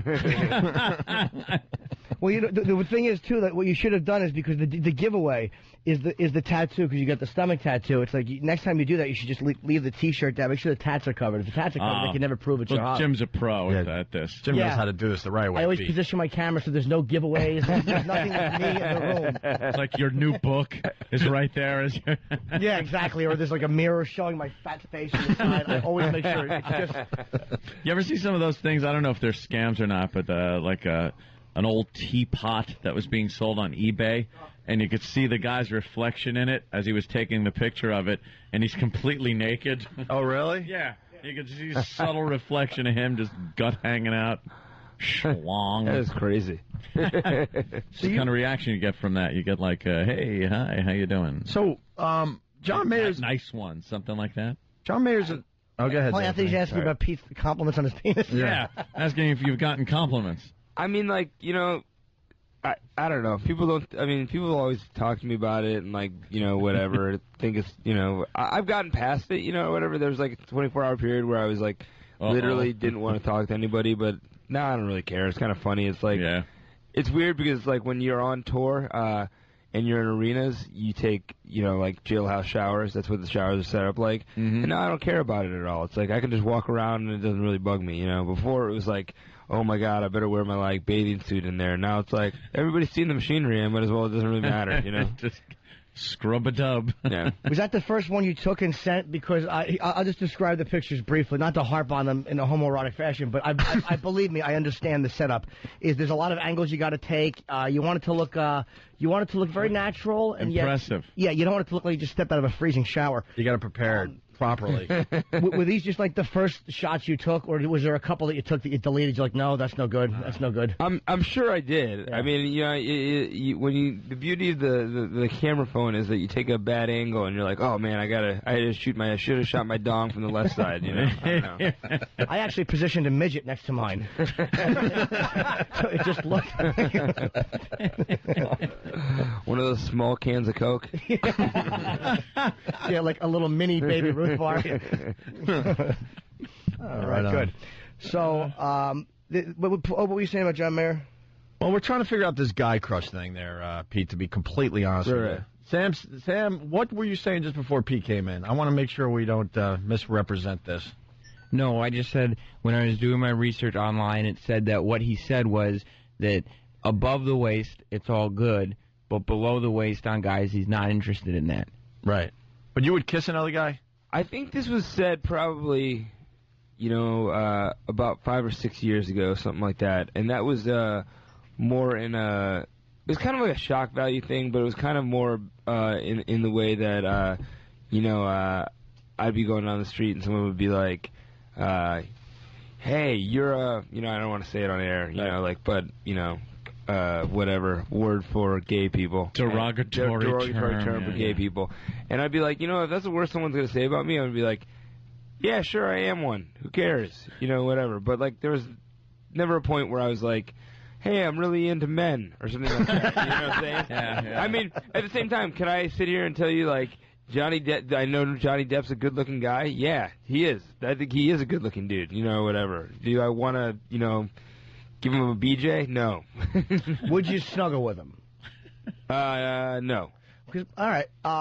It's because the weird thing is, like, when I was a kid, I had this thing with Kiss when I was a little boy, and it was almost like I have to look at it and go, that it was beyond just like being a kid liking. Did I have like a thing for them? I wanted them to hug me. It wasn't like I just like rocked out with them. As a band? Yes. The whole band? There wasn't just one guy? I think Paul was my favorite. Paul? Yeah, of course. But I wanted them to hurt me. Run your fingers through his hairy chest? No, I didn't want to do that. But no? I mean, no. Are you sure? Positive. Okay. Just asking. Or maybe we think that, like, anytime you have an affectionate feeling for another man, that there's got to be some homoeroticism to it, and it's not. Right. Yeah, it's not. You could just be buddies. But you wanted to be held by Kiss. I mean, yes, you tell much. that classic story where you... What was it? It was a dream or something? No, it was a recurring daydream where Kiss would beat me, and this is the truth. They would hurt me and throw me down the stairs with their makeup on, and then they would hug me and love me and make everything better while I cried. And that was when I was like 7 and 8 years old. Ghoul you that are. was my recurring fantasy. Is that they would, it's all right, and they would just comfort me and wipe my tears. It was just but creepy. they did it. Have you guys had him in? Oh, and he made me actually tell times. Paul Stanley the story. It was many times. Yeah, and Paul awesome. hugged me. Yeah, it was kind of nice. Paul hugged you. That's right. I forgot about that. Yeah, but Anthony hates Gene Simmons. But let's not bring it up right now. Gene is a tool. That could take away from the Pete Wentz interview that is going down right now. You now in 2005, is this accurate? We never know if our stuff is accurate or not. Did you really take an overdose on purpose? Was that like, were you really going to check out? I think it was like a shut my head off kind of thing. I've never sat here. Everyone else sat here and said, you know, like, oh, it's a suicide attempt. You were trying to kill yourself. But you know what? At that point of my life, I just wanted to turn my head off. I wanted to turn my brain off, kind of. What was going on with it? Man, so much. I was I was being prescribed a lot of stuff, and I was mixing them together because I thought I knew better than the doctor, and the more stuff you mix together, the stranger your brain chemistry gets, and you start thinking weird things. You know what I'm saying? And it wasn't smart. I wouldn't recommend anyone do it. I'm glad a lot of people were like, yo, that was your best record. Those are the best shows I ever saw. Like, dude, those 4 years or 3 years of my life were a total haze where I hated myself and didn't want to be around. And so I'm glad I made it out. And so for when people go, oh, that was awesome, it's kind of always weird for me because I'm like, I didn't even like myself then at all. Hey, I got to ask you, what was the weirdest thought you had during that period that you could remember? Because I think that's really, really interesting. Man, a lot of times I was taking I was taking like Klonopin, and then I was taking Xanax. I was taking Klonopin, and then I was taking Ambien, and I would have all kinds of, the Ambien ones were weird. I had to have my friends record me because I would just say weird stuff. There was one where I was recording where I was like, oh, you want to talk to Pete? You can't talk to Pete right now. He's not here right now. You can't talk to Pete, or whatever. It's like, Ambien's a weird thing, man. Don't take that and stay up. You know what I'm saying? It's like, yeah, that's why they weird, say, a real fall asleep after you take it. Yeah, a real weird side of you comes out. Yeah. Huh. I knew somebody who would night cook on Ambien. What's night cook mean? Would get up and start cooking. And not finish things and go to sleep. Right. And the stove would be on fire. People, I hear about it. There's night sex. Jack Nicholson talks about how he woke up in his car, out just out behind his house or whatever, and he was like, I'm not gonna take that anymore, So. Now, when you said you were trying to shut off the head, because I kind of been there at one point, so I definitely get that. Were you saying all right, I'm going to take X amount of things, and you took it, and what actually what was happening that night, or what stopped the process? What stopped it? I was on the phone with my manager, and he heard me slurring my words, and at that point I didn't drink at all, and it was like he knew something was going on, and I was being really weird or whatever, and he called my mom. Mom called me, and my mom, it's kind of like a lame whatever story, but that's just how it happened. My mom picked me up and went to the hospital, and the rest is history, I guess. They pump your stomach? Yeah, they do the charcoal thing, and whatever. It's not a whole lot of fun. Yeah, I did that stuff when I was a teenager, the cutting thing, but then it was bad, and I knocked on the door and woke my parents. It's embarrassing. You look back on it. So embarrassing. Yeah. I'm cutting. Yeah, I'm a cutter. Yeah, notice me. It's so embarrassing. You couldn't just wait until someone noticed. You had to be like, That's the part that's humiliating. Yeah, if they had just busted in on a whim and seen me laying there, all right, I gave it a shot, and whatever, I missed. But this was one where I was like, I just wanted a little attention, and then I knocked I'm a cutter because of you. Oh, just. Yuck. So I'm always interested in other people's Yeah, vibes. Sometimes you got to kind of not think so much. Don't you think people that are kind of stupid or kind of lucky? Totally. It's like I hate when you're sitting there and thinking too much. That's why I get goofed on a lot, because I leave the TV on at night and I fall asleep with something on, because I don't like just laying there with my own thoughts. Sometimes they run to nasty places. No, me too. And it's bonkers, because it's at that point it's I feel like anxiety generalizes so fast. It's I wasn't flying on airplanes, and then soon I didn't want to get in cars. I didn't want to get on elevators. Wow. You become agoraphobic. Yeah, it happens so fast, and it's I don't know. I think a lot more people go through it than, at some point in their life than the world would like to admit. And the funny thing about I think about America is we want people to be happy all the time, and we never want people to be like, it's okay that you're down, you're feeling kind of crummy, let's get you feeling better, rather than just being like, put on a smile, you know what I'm saying? Figure out your life. Yeah, I went through some crap like that with anxiety for a couple of years, and never understood it, where it came from, or what the hell, or what it would do to you if you let it just go. You always think you're going to end up in a straitjacket, running around a padded room. And then I remember one day I was just so fed up with it. Did it just click off? No, I said to myself, okay, whatever's going to happen is going to happen. I'm going to rip my clothes off, run down the street, and end up in a mental institution. Go ahead. I don't care at this point. Right. And nothing happened. And then after that, it got better. Yeah, I literally could not, when our band was breaking, from under the cork tree, I could not get on an airplane. We drove everywhere. Wow. And everyone was like, it's going to end. One day it's just going to click off and you're going to be fine. And I swear to God, one day it just did. Did the rest of the band fly? Yeah, but some of them were nice guys and would ride with me, give me company. Right. Yeah, the first time I flew in years, and it was because of anxiety, was when we had to go out to L.A. For the X Games? No. That was the first time we flew to Boston from Boston to L.A. Oh, gotcha. Right. That was the first time in years I'd flown because I always put it off. I was petrified, And then I had to get on this plane because it was, a great gig. And you can't really drive cross country when you have to be there by Monday. That's why I drank a case of beer before I even walked on the airplane. Well, that explains a lot of things now. Oof. They cut them off on the plane. How many people get cut off on a plane? I was nice about it. No, 2 people in history, you and Richard Reed, the shoe bomber, have been cut off from alcohol on a plane. I had a paralyzing fear of it, too. It's like I thought it was going to hurt my career. Like, 'cause I would not get on a plane, and I finally said, okay, I'll fly. I had to go to a festival in Denver, and we're halfway through the flight, and they're like, ladies and gentlemen, we have a problem with the fuel transfer. We're going to have to make an unscheduled landing in Chicago, so they're jettisoning fuel out the wings, and this is like when I finally muster up the courage to get on a plane. And they have to shoot fuel out and then land. It was hard. It was hard. And the woman next to me was really old, and she had dumpster breath. I'll never forget the old lady with horrible breath sitting next to me. We're going to light the fuel so it looks cool. What? Yeah, those guys can handle it. They might as well make it look cool for everybody else. So you're married? I am. And you have a kid. It's almost like a normal life. Is it like is it changing the way you do business outside, or has it changed nothing? What do you mean as far as business? Just touring and the way you carry yourself in the career. I mean, aside from the obvious, you have to get less sleep. Yeah, I mean, I find myself going into dad mode, like we're playing shows and I see kids in the front row getting crushed, and I'm like, the dad in me wants to be like, hey, chill out, calm down a little bit. Yeah, That's we so just kind of odd, That is weird. It's weird. It's weird because it's like it flips on too. It's the most cliche thing. Everyone's like, it changed. It does. You are gonna change, but I swear to God, it really is true. Yeah, my brother said that because he just had a kid and.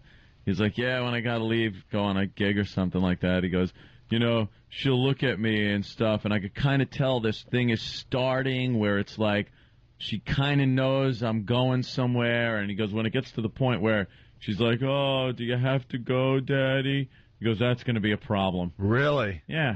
This is my brother who didn't give a flying F about anything. Just to do his drugs. Whatever. And then, boom, he has a kid, and I always call it falling asleep next to the bean pod in, Invasion of the Body Snatchers. Because it's like, no, I don't want to do this, I don't want to. And then you wake up, it was all fine.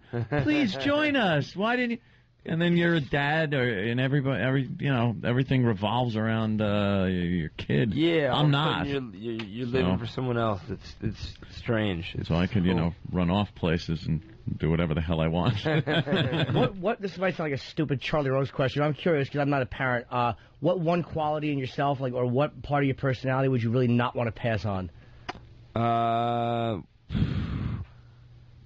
I would definitely not want to pass on my. I think I have a big mouth. I tend to talk a lot, and I have a short fuse. I wouldn't want to pass on either of those. I'm also a short guy, so that's the physical trait I would not want to pass on. Mm-hmm. Are you one of those, a lot of those little dudes? It's like Curly from Mice and Men, I think his name was. Those little dudes that just don't like big guys, that are always kind of make it up for the fact that they're Napoleon. Yeah, I'm not I don't have a Napoleon complex. I'm not always trying to fight people or anything like that. I size it up. I realize that I'm gonna get beat up, or whatever. But I at the same time, I don't want my kid I guess I want his life to be as normal as possible. I don't want him to have to grow up and have to hear oh, your dad's a D-bag for the rest of his life or whatever. So at some point I'm gonna have to become an un-D-bag on the internet somehow. Yeah. And the fact that they said that about Napoleon, somebody should have knocked the microphone into my teeth. What are you doing? I don't know. I just I had an insight. By the way, Napoleon. People said when you're in the arts, though, it's a lot easier because a lot of actors are of shorter stature. A lot of musicians. Look at Sully from Godsmack. I know. He's a short guy, but he carries himself like no one's going to tell me he's short. Yeah. He learned how to box from an early age. Pete, you got a real busy day. I'm hearing you only have a few minutes left here, and we want to get some of this info out. Free Nokia show in Times Square today. We are, yeah. We're Fall Out Boy. Yeah, we're playing at the Nokia Theater, which is pretty exciting. For free? Yeah, and that's what's cool about it. It's because it's like, when I realized as a band, when we realize there's a recession, the first thing to go is the arts, you know what I'm saying? Music, that's the first thing that really gets cut, you know? And so it's good to be able to play for your fans and play a free show and give back a little bit. We tried to play for free at Washington Square Park yesterday. We just showed up with acoustic guitars, and the police were not happy. It failed miserably? Yeah, they told us we would be arrested. When the Beatles did it and U2 did it, everyone looked the other way. But Fall Out Boy? We showed up and we were told if we picked up our guitars, we'd be arrested. You need a permit tax. There's homeless people playing chess for drug money in Washington Square Park. Jimmy, Why do they care? there's homeless people playing guitars. Yeah. You should have picked up your guitars and just taken the hit. Yeah. It's amazing. Were there a lot of fans there? Because I'm sure it got out on the internet and all that. Yeah, a lot of kids showed up, but it was really calm and it was really easy, and whatever. You win some, you lose some, or whatever. But the cool thing is that tonight's going to be free, and it's also going to be webcast in LA as well at the same time. Man. So it should be a cool, fun show. So what do the cops get you on? Just some kind of permit thing? Oh yeah, it's all about whether we have a permit or not. I think I don't really know. I mean, I think you just slap disorderly on anything. I think that, you know what? But we need a little fun out there. Let the Fall Out Boys play a little. I don't think people like fun anymore. No, it doesn't seem like it. You know, you need a fun tax. Yeah. You can't just go with something anymore. Everything has to be like, all right, you got to follow the rules, you got to get your permits, got to get this. Yeah, people let some of this stuff happen. People don't like free fun, at least. Right. You know, they want there to be like a ticket and a wristband, and like you can buy a whatever hot dog there or whatever. It's like, yeah, that's too bad. You know. And then you got Letterman tonight. That's huge. Yeah, that'll be a blast. That's always fun. So you guys got I can have a couple things you're promoting. The website's PeteWentz.com, and you guys are tonight doing a signing at 11:30 p.m. It's at Virgin here in New York in Times Square, and it's only for an hour. So I guess people should probably get there early. Yeah. They're only signing for an hour tonight. And the new CD, the new Fall Out Boy CD, how do you say it? Fully I do. But to be honest with you, if we were hanging out with anyone who spoke French here, they would tell us we were doing it wrong. Really? Yeah. It doesn't matter how you say it.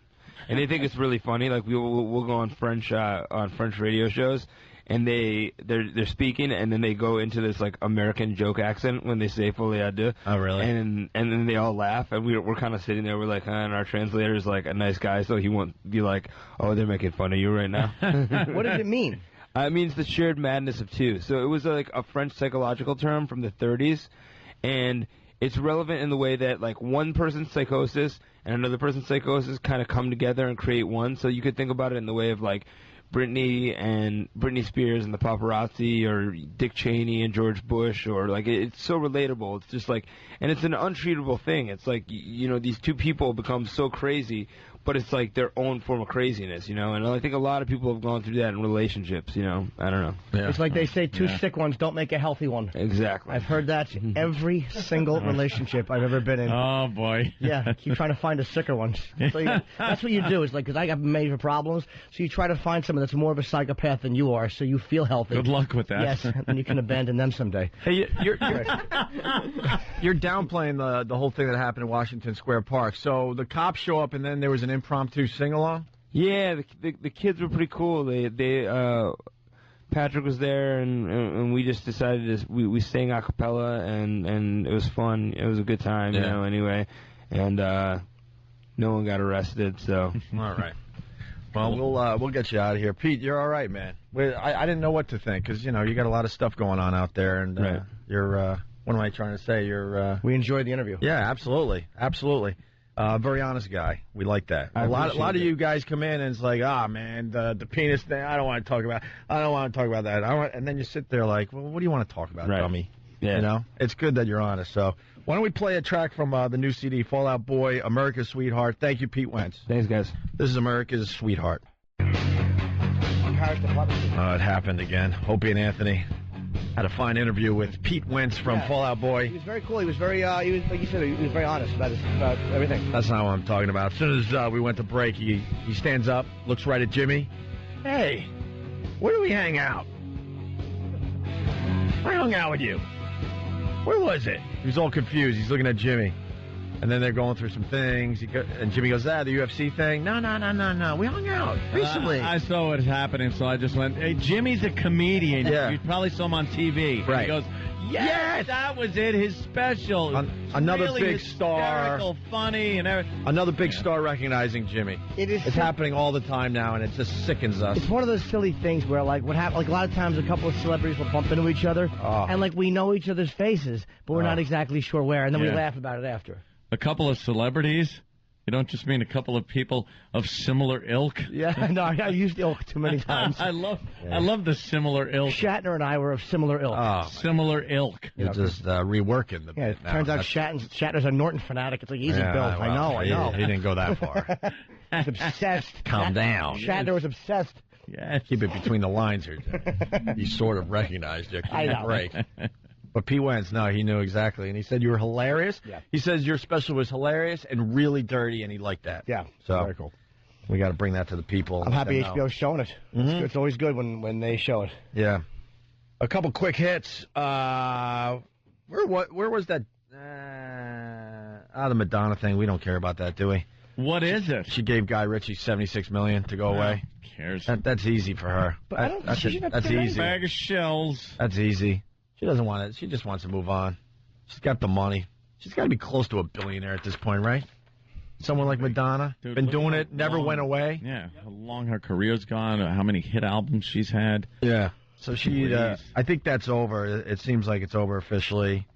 And there was something else, but I can't remember now. So Arena Football is canceling their 2009 season. Not a lot of Arena Football fans. I think it's some of the people. No, I think it's some of the big cities. Yes, but no. Really? I know the Islanders would give away like free tickets if you were a season ticket holder for the hockey. Here's what it is: you never hear anyone that's going, or you never hear anyone that came back from a game and said, "Yeah, I went. It was this, that, the." You know, they don't talk about it like they do football, baseball, basketball, hockey. It's just there. Yeah. Like lacrosse is another thing. I know there's lacrosse fanatics out there. Just shut your mouths.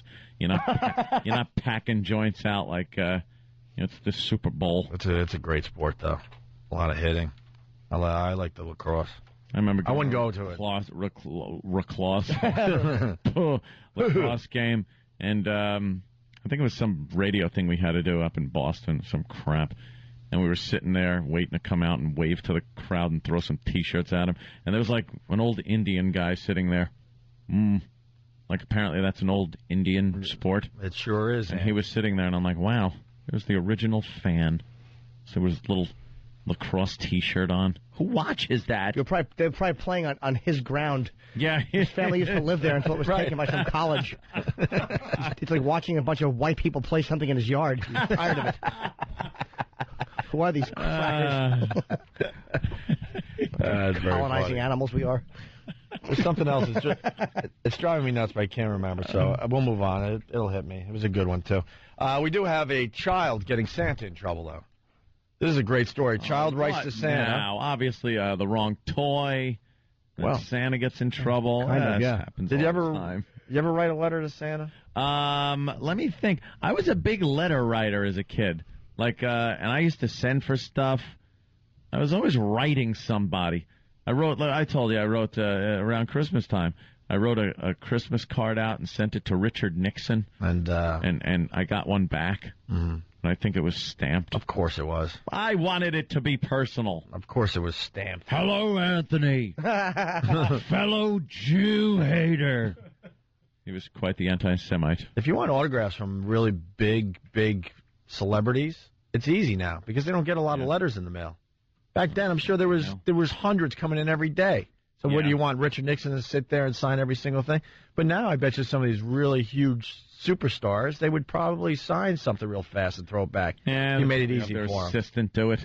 I would do that. I would send away for things like, you got to cut the box tops off of sugar frosted flakes and send in the little card, and I got something called a Tony Tiger swimmer, and he looked like he was swimming. His arms were in swimming position, and a rubber band was between them, and you wound up his arms, and then in the bathtub, you would make you feel good. Yeah.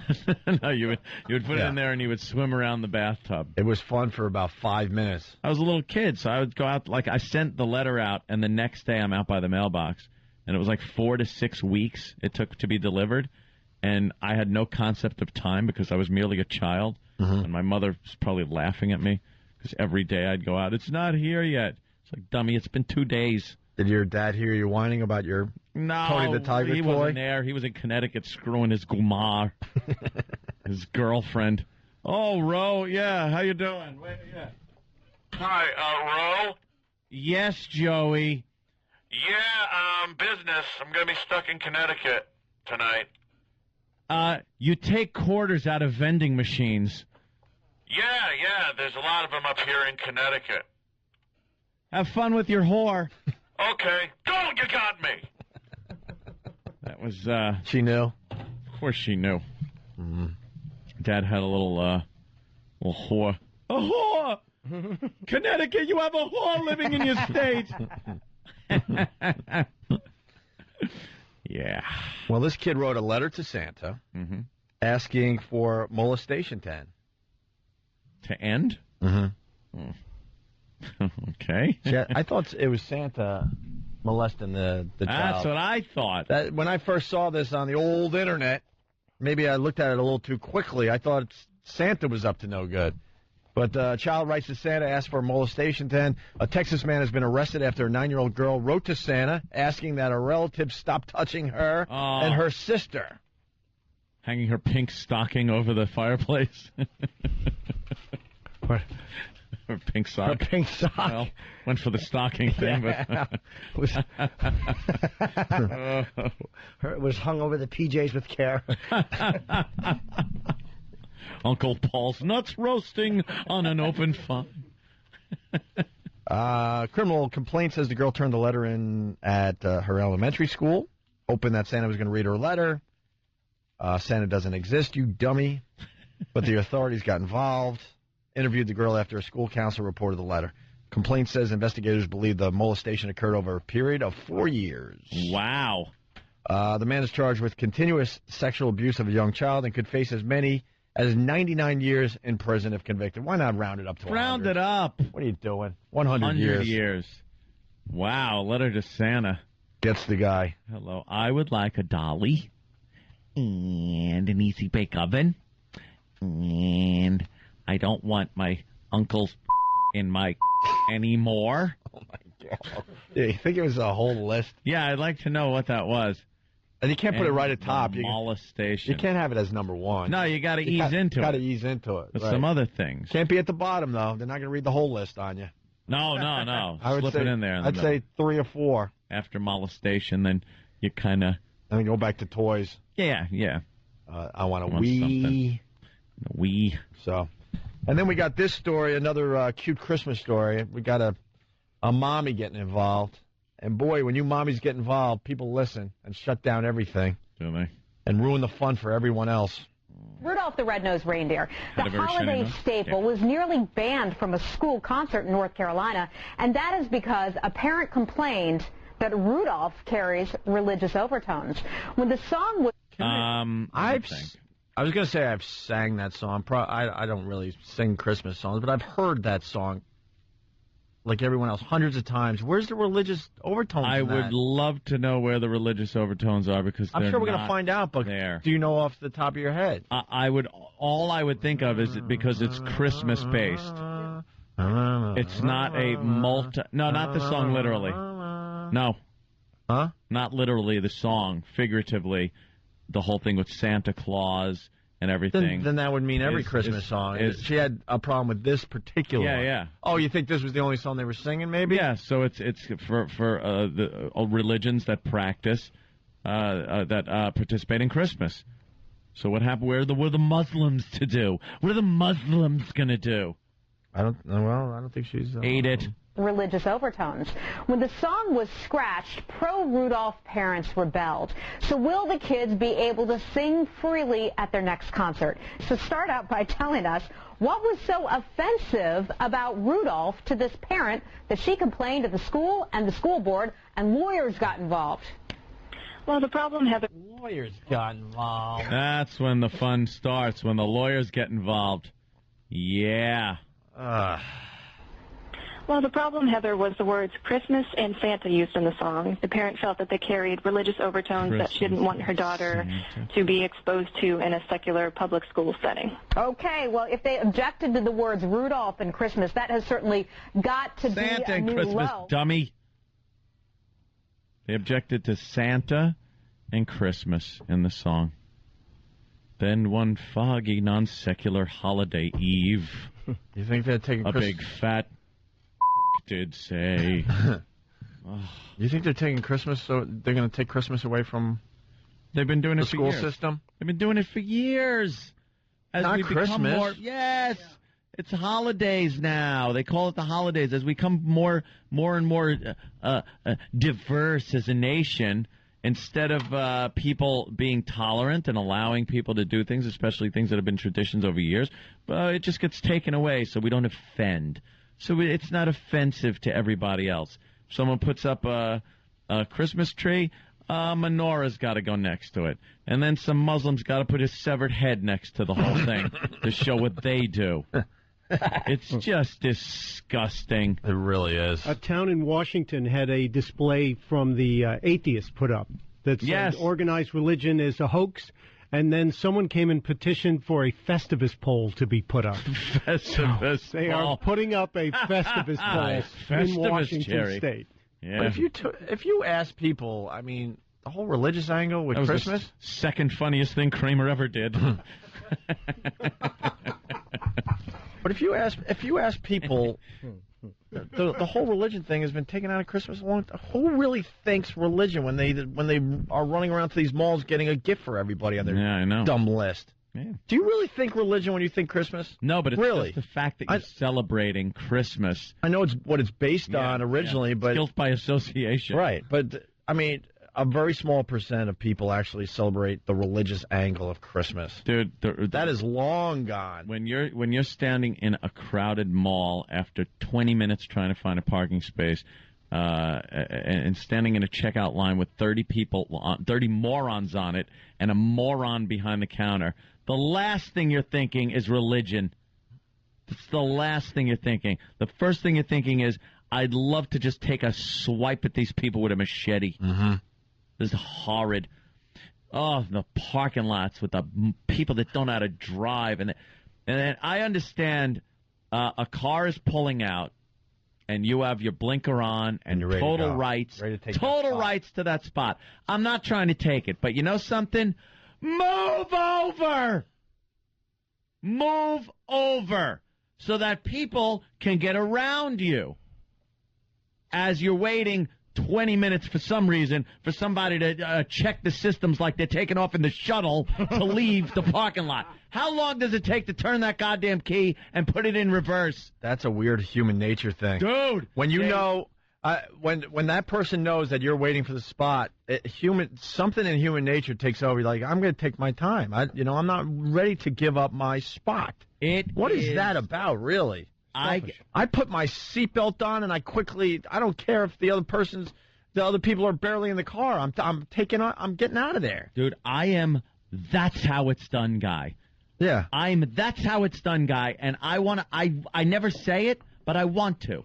If you're at a pharmacy and you're picking up a prescription or whatever, you're at a line at a store, I don't care what it is. You're always behind somebody that is just taking forever. They're trying to pay with rubles. Mm-hmm. And then you get up there, and finally you just go, yes, Kumia.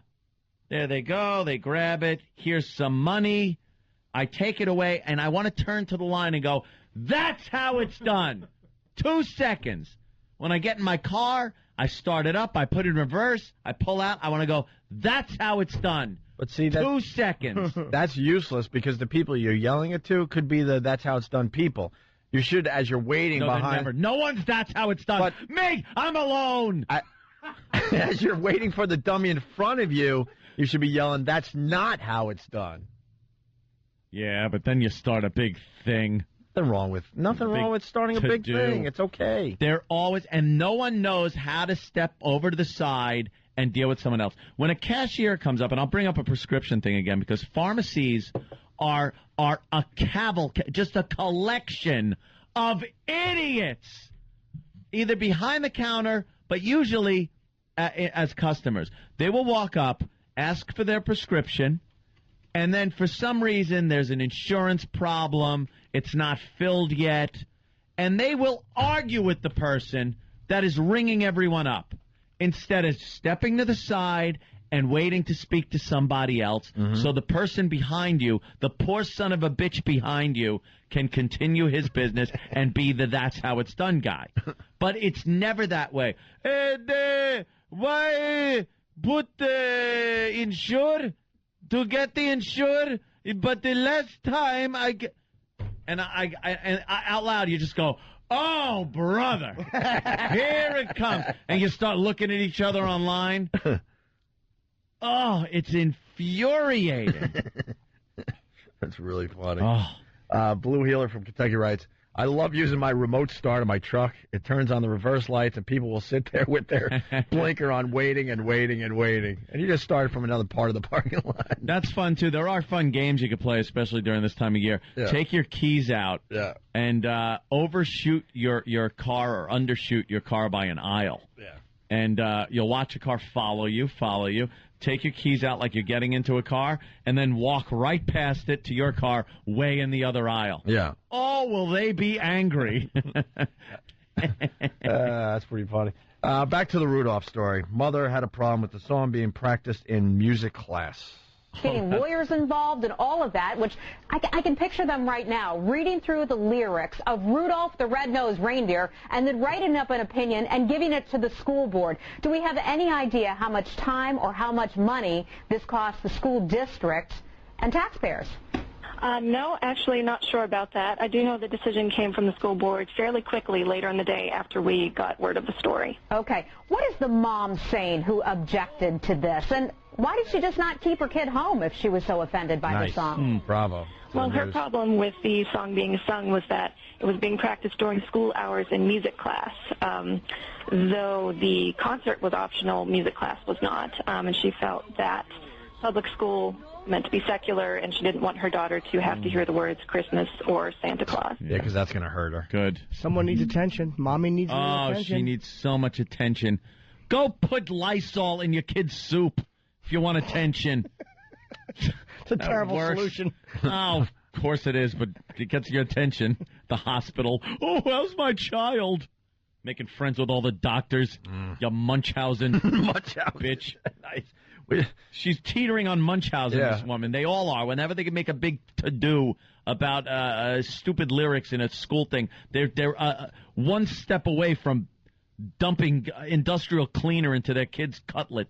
Didn't we invent Santa to take the whole religious thing away from the holiday? Yeah. If you really think about it. We changed it from St. Nicholas to Santa Claus. Right, because it was sounds the same kind of. In the older days, it was a bore fest. Yeah. With the mangers and crap. We had to jazz it up. We took the religious thing out of it. Holy night. Oh. You know, there are some severe religious Christmas songs. Yeah. Say this is holy, baby Jesus. I got a great Christmas song in front of me here. Yeah? No, you don't. Oh, yeah, I do. No, you don't. Oh, yeah, I do, Jimmy. No! Oh, yeah, I do. Oh, let's say hi to John in New York. John. What's up, boys? Hi, John. Hello. So I live in Staten Island, the most racist of all boroughs, by the way. Yes. They actually changed "We Wish You a Merry Christmas," the lyrics at my daughter's school play. They put it, "We wish you a Merry Christmas, we wish you a Happy Hanukkah, and we wish you a Happy Id," which is like some kind of beheading video, beheading holiday or something. Is that a Muslim thing? What about Kwanzaa? You know what? They didn't throw that in. It was surprisingly. I think there's like 2 black kids at my daughter's school, tops. Wait, they wish you a Merry Christmas. We wish you a Happy Hanukkah. Get out of here. Why aren't you parents outraged? I blame you guys. You guys got to stand up and go, "This is boomer." Be the guy that stands up and says, "This is BS." Yeah, it's not going to change anything, though. Well, yeah, maybe it will. It will, though, if you guys fight push back. back a little bit. Push No one back pushes back. Jesus, Jesus, Jesus. We hung him on a cross. Jesus, Jesus. You know, let's start changing around Jewish lyrics. Enough. All right, boys, I got to run. No, John, we got something for you. You got to be the guy. You got to start this. You got to be the BS guy. I will try, boys. All right. Oh, they changed another song? I did not know this was going on. Joe, how are you, Joe? Joe! Hey, Joe. That's a good call, too. What did they change? Daughter's school changed lyrics to Deck the Halls. Oh. To deck the mom who changed the lyrics. La la la la la. Ouch, ouch, ouch. A Wisconsin school changed Silent Night to Cold in the Night. Why? What? What's wrong with Silent Night? They secularized all the lyrics. Yeah. Silent Night. Cold in the night. No one in sight. Winter winds whirl and bite. How I wish I were happy and warm and safe with my family out of the storm. This is getting so bad. I blame the parents. I'm not even religious. I'm not a practicing Catholic. I enjoy Christmas because it's just like, I hate the shopping part of it and stuff, but there is this weird kind of little feeling you get, like that you know it's Christmas. I kind of like that. I did my tree last night. Looking at. Did ye? I've been collecting ornaments since I've been with my girl. Oh yeah. We got about four Do years. you have your first Christmas together ornament? Yes. Did you hang it on the tree with both of your hands? No. Come on, you did too. No, not that You're bad. turning red. No, You not did? that bad. No? No. Who hung it on the tree? I don't remember who hung that one. Yes, you do. I swear it's to a very God. important ornament. My girl's mom gives me Christmas ornaments every year and has something. Our first Christmas. It has something to do. Shut up. That means you did it. I had one, of course. But she gives. Threw it at her when she was drinking. She's got a sense of humor too, because one year she gave me a Christmas ornament that looked like a bikini teeny. Aww. And then when we bought our house, so it was our first Christmas in our new house. That crap, right? Aw. So I know people are going ugh, to their radios, but I bring this up because I share a little bit with Kenny on the way in, right? Just a little bit. Try to have a little human interaction with this effing robot. Don't you need another human? Yeah, exactly. The Japanese, they're not doing this right. If they want robots, they should get Kenny, fly him over to Japan, model him, cut him open, and see what makes him a robot, and then you would have the perfect robot girl. So I go, Kenny, this is what I did, and you know, my girl's mom gave her all her ornaments over the years because now that she's married, you really should have these instead of me putting them on my tree. You get what I'm getting at. Very sentimental. It's Christmas, like you were saying. You get that feeling. But this is where it gets weird. So I tell Kenny all this. He goes, I put up my Christmas tree yesterday, too. I'm like, oh, nice. You got some ornaments from over the years? No. He gets a fake Christmas tree, which a lot of people get, right? Sure. He gets the fake Christmas tree that already has the lights and the ornaments on it. Wow. Why bother? There's nothing personal about your tree whatsoever. Comes out of the box and comes out of the box with the lights and the ornaments on it already. And he gets fake holly and he spray paints it black and he calls it hair. No, I went with the fake tree. Because which is fine, but you got ornaments at least or something that you're picking out yourself. No. Ange did the whole thing. All right, but still, believe me, it was very impersonal on my part. I'll be honest. Not like Kenny though. No, not like. Imagine not as bad getting as a tree and you take it out of the box, it's ready to go. You just have to plug it in. That's crazy. My tree, I couldn't do anything with. It's 15 feet tall. Nice. It's a 15-foot tall tree, so I wasn't going to stand on ladders trying to decorate this thing. They almost broke their neck putting the friggin' big top piece on. It was, they were on the do not use as a step. Yeah. So I was waiting for them to fall into the tree. That would be hilarious. That's hilarious. That would be hilarious. I made my girl carry the Christmas tree home with me. Really? Saved the $10 delivery fee. You kept. Oh, Jesus Christ! Do you have sap all over your hands? It sucks that I hate sticky sap. It sucks that she just has no desire to be on the radio because she would just kill me on a regular basis. It would be. Well, actually, it would be good for the show because it really would be. Who wants to hear their wives and girlfriends on a radio show anyway? Yeah. It's for the most part boring crap. But to save $10, I'm like, come on. And my whole thinking was, come on, you can't just have a Christmas tree delivered. You got to, like, Like you go old school. You drive up into the country and you cut your own tree. We can't do that, but the least we can do is carry our Christmas tree home. Yeah. In the back of my mind, I'm thinking I'm saving that. How far was it? It was Jimmy knows, top of the hill. It's a long walk, man. I can't even look at him. I know where it is. It's 2 long city avenues. And she was bitching the whole time, which she should have. I'm like trying to get her into the Christmas spirit. Like, no, this is good. We need to do more stuff like this. What, lugging trees? Yeah. It was ridiculous. I know where it is. I had mine shipped last year. It was 2 feet old. And the branches scratched her hand and everything. Oh. No, my ornaments aren't little hanging. Jesus. Whoa. Stop. Whoa, yeah. People. And then there was another couple walking. There was another couple walking down the hill. And the guy looks at her and goes, you want me to carry this? I'll carry it the rest of the way for you. Yeah. And she kind of wanted him to, but said, no, I guess I got to do this. You weren't carrying it, too? I was carrying the heavy end. I should have gave her the heavy end. She's younger. Steve from Bay Shore is saying Opie's trying to turn an 11 into a lumberjack. At least I carried the heavy end in. Come on. Oh, you did? Oh, yeah. Ah, right. What a gentleman. I was debating that, though. I was like, what a gentleman. Yeah. Oh, you carried the tree. Oh. What's wrong with you? They would have done it for $10. Honestly, I'm making more out of it, but I just didn't feel like you should have a Christmas tree delivered to your apartment. Dinner, yes. Takeout food, yes, but not your tree. Once it's your apartment, then you could get all Christmassy about it. You know, the whole delivery process. If you're walking with a tree, yeah, I can understand if it's snowing out. Yeah, and like you said, you're in the country or something, but you're walking up city blocks with a tree. I was also proud because I haggled a little bit. Did you? I saved 10. Saved 10 and another 10 on the delivery. Wow. $20. $20? What are you celebrating Christmas for?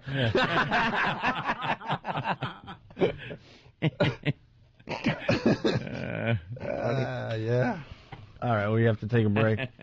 Somebody has a question for the That's How It's Done guy. Mike and Queens, don't go anywhere. More complaints. Parents complain about Christmas songs at my kids' school. I blame you parents, though, for just letting this happen.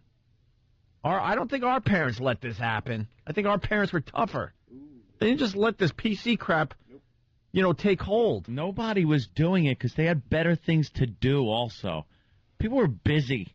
We're working and raising kids. We're so outraged that this is happening in our culture, but I do blame the people that aren't speaking up and letting this happen. I hope to have kids someday. My kid isn't playing in a baseball league where everyone wins. It ain't happening. No. Or if it does happen, and they'll be dragging me to jail as I make a huge scene on the sidelines. You'll be that guy. Absolutely, yeah. Phones are lit, so we'll go right back to the phones after this. Opie and Anthony.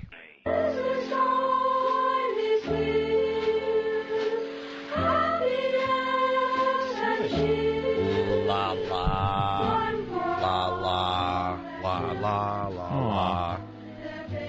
Charlie Brown sucked. I knew that growing up too. This one was good. The Christmas one. Yeah. Charlie Brown was a fan loser. Of the Great Pumpkin, but yeah, we get it. Charlie Brown's a loser, but it always ends up at the end where what kind of a lovable character. Yeah, but then the next episode he's sad again. Yeah. Remember the one that was really good was that you're a bald douche, Charlie Brown. Right. What 8-year-old has no hair? He had no follicles to harvest. Right. Yeah. Or his hair plugs, right, Ant? Not plugs. Not acknowledging hair restoration until I have to get it done. Then, of course, it'll be hair restoration. This is the thing. It was a quickie, but it was one of these who gives a crap things that hit the news. John McCain says he can't promise that he will support Sarah Palin for president.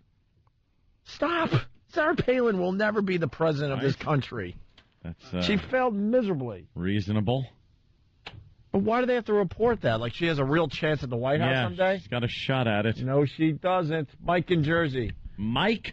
Hi, Mikey. Hey, what's happening? What up, Mike? Hey, listen, they are so screwed up in my kid's school, right? The Christmas cards can't have any religious, nothing like that on it. It can only have, like, snowmen and snowflakes.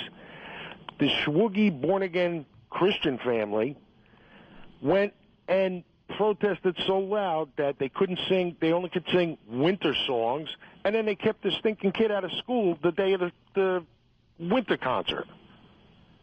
It just doesn't make any sense. No, and I start making a stink, and everybody's like, "Oh no, you don't do that. You're going to get in trouble. Oh, don't say that." Oh, parents can't get in trouble. Well, yeah, that's the beauty of it. You're not going to get in trouble. You're going to get Uber parents to get you in trouble. Maybe if you go to school with a gunner or something, but you can yell and scream all you want. You're not going to get in trouble for saying that in America.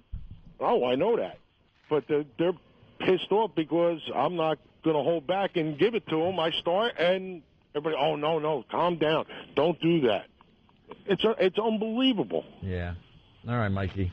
All right, take care, boys. We all might as well just give in and let it happen, right? I miss the days when they were ready to do the Pledge of Allegiance, and they had to make a big stink about that one kid. And the one kid, the teacher would look at the kid like, you know what you have to do. And the kid would awkwardly get up and leave the classroom. Yeah. So the rest of us could do the Pledge of Allegiance, and then, like, all right, bring him back in. You think it was the kid. Bring him back in. You honestly think it was the kid or the parents going, I don't want you standing for that. How much fun was that, though, to see the one kid? Yeah. We all had the one kid. You had to be excused. Yeah. Obama. Hey. Obama doesn't... he doesn't do the pledge? No, he doesn't put his hand over his heart. He just kind of mills about. Doesn't stand at attention. Doesn't look at the flag.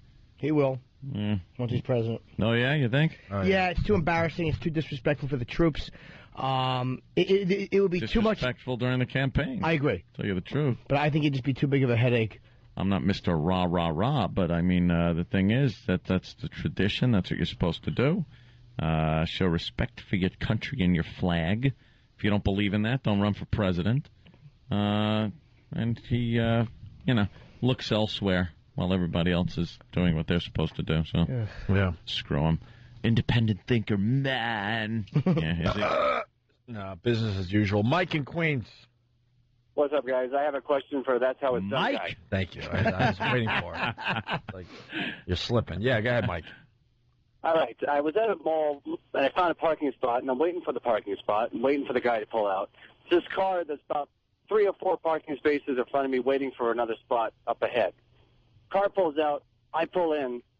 This guy gets out of his car, comes up to me and starts screaming at me that was his spot. He was 4 spots ahead of me. Now, That's How It's Done guy. Are you allowed to claim a spot when you've passed it? Yeah, if you get in there first. If somebody's waiting with their blinker on, his blinker was not on. In front of the spot, it's their spot. If nobody's waiting and you're all converging at the same time, first in wins. That's how it works. I've passed people in the Best Buy parking lot. I had a carload of people at the time, and horrified them at the closeness I was to another vehicle to get past them to make the turn down an aisle where I saw a car pulling out. Mm-hmm. This person, I think, was waiting for the car to pull out, but nowhere near the car.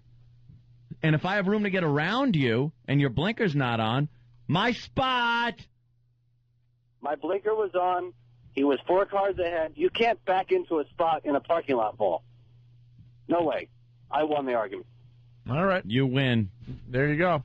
Hey, we got a fine Jewish gentleman checking in. He wants in on this discussion. Billy in Jersey. How are you, Billy? What's up? No, it's Ellie. What's up? Okay. What do you got? Of course, it wasn't Billy. Yeah, well. I don't. If I was sending my kid to public school, so I wouldn't want them to be singing the Christmas songs. But here's the thing. I won't send my kids to public school for that reason. Because I don't want my kids to sing Christmas songs, and I don't want to make a big stink about it. Because you know what? Who cares? So I send them to Orthodox Jewish school, private school, and I can't afford it, but that's what everyone does, so that they don't have to make a big stink like everyone else does. Hey, I like you. I can't pronounce your name, but I like you. That's what you should do. Yes. There you go. Send your kids to the Jewish schools. If you want such separatism, then be separate and put your kid in some kind of private school. If you can't afford it, shut your mouth and deal and deal with the customs of public schools. Which is not even can afford, because no one can afford Jewish private school nowadays. It's so much money. But you know what? They have scholarships and there's things like that. And there's tuition breaks and things like that. But you know what? You suffer because, and you know what? I don't know how I'm going to afford private school tuition for my kids for the rest of their lives. But you know what? I'm going to struggle because of it, because it means something to me, and I don't want my kid to be in public school where he's going to be.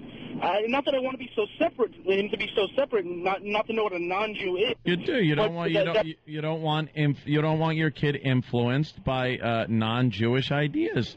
That's the only reason you'd put him in a Jewish school. Oops. He had to hang up. What happened?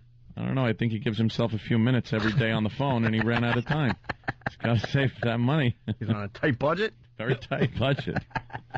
He just hung up angrily. He really did get mad. I was calling him a separatist. I don't think they like that word. All right. This just in.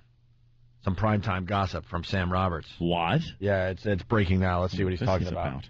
We're back, and Primetime Gossip is coming at you with the O&A scoop of the century. On a recent episode of the Opie and Anthony radio show, the guys made the announcement that one of Anthony's favorite eateries had burned to the ground. 20-foot flames, I'm reading in the paper. Total loss. Completely devastated. You won't be going back there no more. No. But while most got their information from the press, Anthony had other means of information gathering. I got the news via text. And this person, it was the first text I had gotten since probably the end of the summer. Really? Yes. It was text from Jill. That's right. Anthony got the message from former fling Jill Nicolini. The two haven't spoken in some time, so they say, but as soon as Jill's name came up, memories of Antolini came flooding back. Because, like, Mia would show up a lot. She would circle that on the bill. On there, yes. With a little note.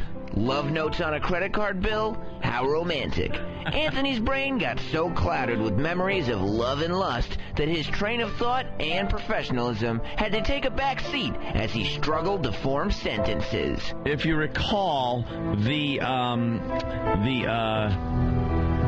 well, what the hell was I going to say now? In an effort to maintain journalistic integrity, we here at PTG reached out to Anthony for a comment on the matter. This is what he had to say about his breakup. And getting the news from a text from her, it certainly was like, wow, that's ironic. How sad. Anthony's managed to hide it for months, but now he's made it clear he needs Jill back in his life. Will his dream of an Antolini reunion ever surface? Stay tuned as Primetime Gossip follows what has become the love story of our generation. Bravo to Sam. Oh my God, please no. It's please, so much like those shows. It's exactly like those shows. Based on nothing. Right.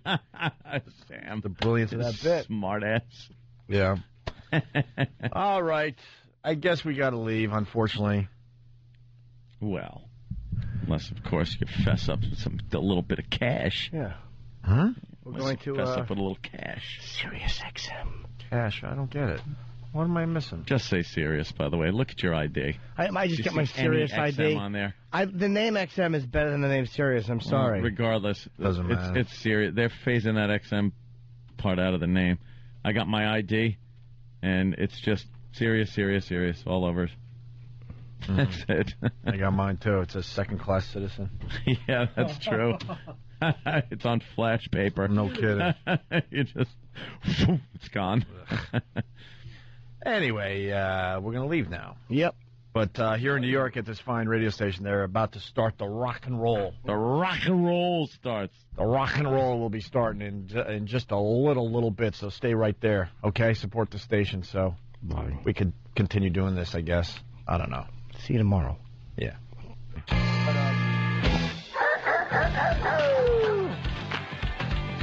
It was the national anthem, not the Pledge of Allegiance. No, it wasn't. That one dopey kid had to leave when we did the Pledge of Allegiance at Washington Drive School out there in Centerport, Long Island. We didn't do the national anthem during class. Did you, Ed? No, it was always the Pledge of Allegiance. What is it? One nation under God. Yes, that was the line. Pledge allegiance to the flag of the United States of America and to the republic for which it stands, one nation under God, indivisible, with liberty and justice for all. You just remind me of something. You know, when you get a little older and you get a little money, you get to go on, like, real vacations instead of going down to Florida again. Yeah. And someone told me that, sometimes when you're trying to get back in the country, they ask you to do the Pledge of Allegiance, and if you don't know it, their suspicion is raised. Oh, really? So I had an actual panic attack going on. And I'm trying to remember the Pledge of Allegiance while I'm on that long line trying to get back into the country. They would do that. I had an anxiety attack, though, over that one. What dumbbell told you that? I don't remember. This is years ago, but when Ant just did the whole Pledge of Allegiance, and of course he did. Mr. Do-Gooder. Pledge of Allegiance. I was reminded of that. I used to not know what it meant, though. That's the oddest thing when you're a kid and you're saying something, you're just so brainwashed that you don't know what it means. I pledge allegiance to the flag of the United States of America and to the republic for which it... I used to think it was for which it stands. Like, for which it stands was one word. Oh, meaning another country. And which it to stands. the republic for which it stands, one nation under God. And then the indivisible thing was a typical kid. I thought it was invisible. Of course. With liberty and justice for all. And you just couldn't, as a kid, could you possibly comprehend that whole idea of pledging allegiance? No, you don't know what allegiance means. You couldn't digest that info. So right away, I pledge allegiance to the flag. I don't know what allegiance means. The United States of America. And to the republic, what? What is the republic? For which it stands. It's one word, for which it stands. One nation, okay, under God. Under God. God was this weird fucking white-haired guy that lived in heaven, so you were under it anyway. Mm-hmm. Indivisible. God's invisible. With liberty and justice for all. Who knows? That could have been candy. We were joining could have been a cult. with Mikes and Ikes for all. Yeah. We were joining a cult. Pixie sticks and Snickers for all. My thing is this: indivisible does not. What's that mean exactly? Can that be divided? Cannot be divided. Well, then, where am I wrong? Where it says one nation under God, indivisible. Are they saying that the nation and God are indivisible? No, I believe it's one nation, comma, under God, comma, indivisible, which means, it's one nation, indivisible. Oh, the nation is. And okay, then they threw in under God later on in the mix. I think that wasn't until like the 50s they threw in under God. They snuck that by us. Someone threw that one in there. And put in God we trust on the money and everything like that. But someone called me out. I read that the founding fathers, a lot of the founding fathers didn't believe in God. A lot of atheists back then. A lot of atheists? And then someone called me out and said that's not true. No, I think and then I couldn't really get the research done, and I didn't feel like doing the research because I had to play Tiger Woods online again instead of doing the research. Well, so now I have to just, listen to this dummy that said I was wrong. A lot of people left that England place because of, religious persecution. So they came here to fuck things up. I heard a lot of those early guys just weren't into the God thing. They're a little busy fighting off engines. Yeah, all right. Trying to build something. So you got sappy getting your Christmas tree together? You feel the Christmas spirit a little bit? No, it's not so much a sappy thing, but it's been so long since I've actually had a house that is Christmassy. Like 1 year, I tried to get, I got a tree, we got a tree. Me and that's when I was with Melinda, got a tree. Mm-hmm. But that was pretty much it. So it was a tree in the living room. With no decorations or anything? No, there was some decorations on it. It stayed there till July, I think. Really? Yeah. Weren't too motivated. And then, before that, there wasn't anything. It was going over other people's houses, which is fine and everything, but it doesn't give you that same thing. Like, at night, I throw a log on the fire. I light the candles around the house, and all the lights are on. And I sit back and get shit-faced. Isn't that what Christmas is all about? Tom in Chicago. Chicago. He's got a weird theory here. Go ahead, Tom. Hey, just wanted to point out, first of all, happy holidays, Merry Christmas. Yeah, you too. Christianity is really based on the biggest cuckold story of all time. Yes. If you think about it. Yes. Mary, Joseph. Joseph sat around. An archangel as the bull. The bull was God was the bull. God was the bull. God was the bull, and Joseph had to sit by. That's right. Gee, that's horrible. The biggest cuckold story. You never hear that one. And now, Hallmark presents the biggest cuckold story ever told. Yeah. On the Family Channel. All right, man. Cuckold. Hugo Chavez laughing at the shoe incident. They just had a little. Yeah. They had actual video of him watching Bush, doing his dodging, bobbing and weaving, and Hugo Chavez was having a fine laugh over. Hugo the whole Chavez is a fucking scumbag. He's a fucking scumbag. He really is. I like how fucking Putin is going around. What is Putin doing these days? He's not even the fucking president over there anymore. I think something's brewing over in Russia. What do you mean? I think those motherfuckers are slowly trying to get back to the good old days. Let's hope so. Yeah. I'm rooting for them. I would absolutely root for them to do that because I've had it with Europe and their attitude with the United States. But it does seem like I think Putin wants to be president again. And he's pulling all these moves like it was the first ship that went through the Panama Canal, first Russian warship to go through the Panama Canal since the 40s. And then now a Russian warship is visiting Cuba. Really? Yeah, just going over there, a little visit to Cuba. And Putin's always in the news. Like I think he's running things secretly, tell you the truth. And he's a real, like, fucking shifty guy. They're rebuilding the anthill. They want to rebuild. I think they really are. Because of our influence, we kicked over that anthill a few years back, and now they're like, all right, wait, we got to get this anthill back together. What they see is weakness right now. Yeah. They see weakness financially for us. They see weakness politically. Our world image stinks, and it's a good time for the good old Soviet Union to try to pop up again. I don't know how much success they'd have reclaiming some of their old haunts now that they're independent, but who's going to fight them? I think Europe is pretty sick of war. We'd have to stay out of that one. Fuck it. Yep. Fuck it. I'd love to be able to sit out and watch Russia walk over Europe. Or just, it would start with, like, the Ukraine and like, Romania and all these places. They would annex these places like, hey, this was our shit. Fuck you. And what are you going to do? And then the U.S. would sit back and give some scoldings, but do nothing. Yeah. And then the rest of the world go, why doesn't the U.S. help? Yeah. Oh, NATO, you're supposed to help us. Everybody's, hey, we're busy. Sorry. Oh, why don't you come in and help? Shut up, you chicken shits. Throw euros at him, you motherfucker.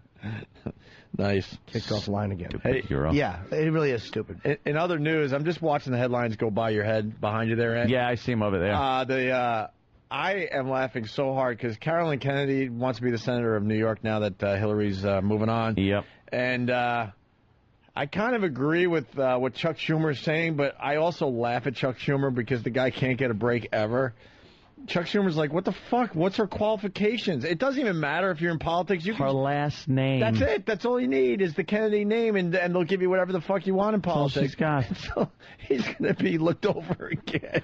Dude, it's all she has is the name. If she Kennedy wants to be the senator of New York, she will be the senator of New York. She has stayed out of politics and out of the public eye. She's been one of the Kennedys that really... You don't know much about because she hasn't been out there. And now it's like, all right, I'll take the gig based on your name. Yeah. What does she have? What qualifications does she have? She's an ugly broad, too, man. What happened to the cute little kid? Oh, well, those Kennedys. Those Kennedys got an odd look, all of them. Yeah, they got a weird... It's that inbreeding. A weird tooth thing going something. on. I don't know what about the retarded Kennedy? Where did that one end up? Dead. Remember that retarded one they gave a lobotomy to? Well, they put that one away for a while. They put it to sleep? Pretty much. What they did? Pretty much. Chris in Delaware. Yeah. How are you, Chris? What's going on, guys? Hey, Chris. you're actually on the air and speak whenever you want. Yeah, that would be your turn now, Chris. Yeah. We got the formalities out of the way. My phone went a little crazy. Actually, Opie, that guy who called you out about God, you're not entirely wrong. What the founding fathers believed in was that God was just like something. They didn't believe it was the big guy with the long white hair in the sky that the Christians believe in, but they believed that it was just like in nature and just there. So you're not. You're saying they were pagans? What? Yeah, basically. I mean, it was founded by pagans. I mean, the Republic at least. Well, initially, when the Pilgrims came here, they were very religious people. Absolutely. And but Quakers. Once capitalism came in, that all changed. I mean, there was like when they originally came over here as a colony to get away from the English, from Cromwell and all those English bastards, and what does that from Whackback have to do with it? They had no theater, they had no theater, they had no bars, nothing. But then they realized they could make money, and then they started going after all that stuff. Yeah. All right, so you're not absolutely wrong, Opie. So love you guys. Later. All right, thanks. Can I just touch on the story that I just read on Drudge? Touch it. A Delaware man charged in bizarre castration plot. Huh? Yes, Delaware man. He flies around. Delaware man. Yes, Looks I am silly. the smallest of all the superheroes. Big D on his chest. Next to Rhode Island man. Yes, next to Rhode Island. He picks on Rhode Island man. He calls him a faggot. And then Texas man walks in and fucks both their mouths. Florida man's embarrassed because he looks like a cock. California man, the top half always wants Florida man in the tiny. Guy in Delaware. Delaware man's been arrested after being accused of arranging a bizarre plot that involved castrating his ex-son-in-law. Ex-son-in-law. Wilbur Eichmann. Oh, wow. So his daughter's husband. Ex. Has been charged with one count of criminal solicitation. He paid this guy cash to beat up his ex-son-in-law. So he paid this guy $1,200 to beat up the victim. So cheap to get people to do stuff. It really is. Then he offered a bonus if this guy cut off the victim's genitals. I could cut off his genitals, sort of like a bonus. Thanks, Brooks, you dummy. Go hang yourself. He offered suggested that the guy use a high-powered rifle and said, if you castrate him, there's a bonus for you, an additional $3,000. And he said he wanted his ex-son-in-law's genitals brought to him. So the guy got attacked. Good eating. Oh, dude. What did he do to your daughter? Yeah, right? What happened there? Yeah, he beat him up in the stairwell of an apartment building. He struck him in the face and demanded money. But then the guy fled the scene when the victim started to yell for help. So the next day, the victim got a call from the guy who said, hey, I'm the guy that beat you up. And oh, hey, how you doing? I have some information about the person who hired me. And he played, he charged $500. And so they met in a very public place. And so he played a cell phone conversation. And the guy said, that's my ex-father-in-law. Wow. And the guy, Eichmann, was arrested on Saturday and charged with one count of criminal solicitation. And he was released after like $500. How are you fucking released $500 on $500 bail when you're hiring someone to cut the cock off another person? Wow, that's crazy. Oh, that's him, Wilbur. That's him right there. Looks like just some old neighbor. Yeah. Yes. How $500? Dude, how is that just criminal solicitation? Don't we have a clause in there where it says if you want someone's penis brought to you, that's a really bad thing? That should be. Yeah, that bail should be very high. It should be criminal solicitation for a punch in the face. For the penis being cut off, it should be barbaric shit, $200,000 or more. As a rule of thumb, it should always be, the bail should always be more than you were originally charging for the testicles. Because it was $3,000 for the balls, and only $500 bail? I'd love to know, though, like you said, what this son-in-law did. He must have... Did he just fucking pull up and start fucking right in front of the father? Or did he Hey, look at what I'm doing to your daughter. Did he fucking rape her, the daughter? Or did he abuse the daughter? Or did he just have an affair on the daughter? It's got to be something sexual. Maybe an affair. Maybe tooled her in the ass. Maybe he put it in her shitter. Maybe he didn't. Wiped it on the curtains. They don't have more info on this? No, I think it's just breaking now. I mean... we'll get more info on this. Watch it be something stupid. Sexy. Like they divorced and they couldn't agree on who got that coffee table and the fun photo book about New York City. And so he said, bring me his cock. Get me his dick. This guy's fucking... Mr. Eichmann doesn't play games. No. I'm just watching the TVs because there's a lot of weird stuff. Colonoscopies detect cancer only on left side of colon. What? This is just breaking today. Yeah, they just turn you on your stomach and just shoot it again. The fuck is that Or about? you could check the right side 3 times. Right. only on the left side. How does that? Cancer only on the left happen? side of the colon. What? And we're only First of all, your fucking intestines are wrapped around like a knots. Yeah. What's the left side? It's the sigmoid colon, and that's why it's checking the smaller intestine. Shut up, Jimmy. Jimmy almost had me. Yeah. You For like a second. Hey, I don't know what that's about. Why? Hey, Danny Aiello was singing on PI Picks.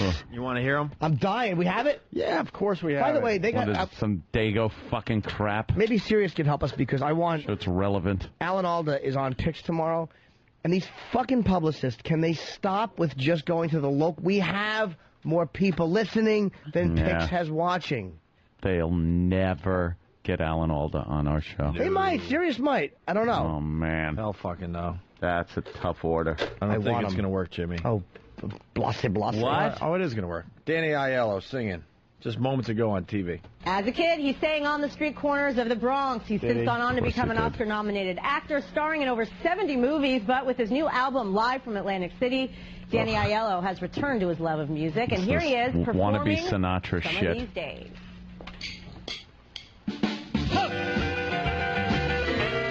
So far, it stinks.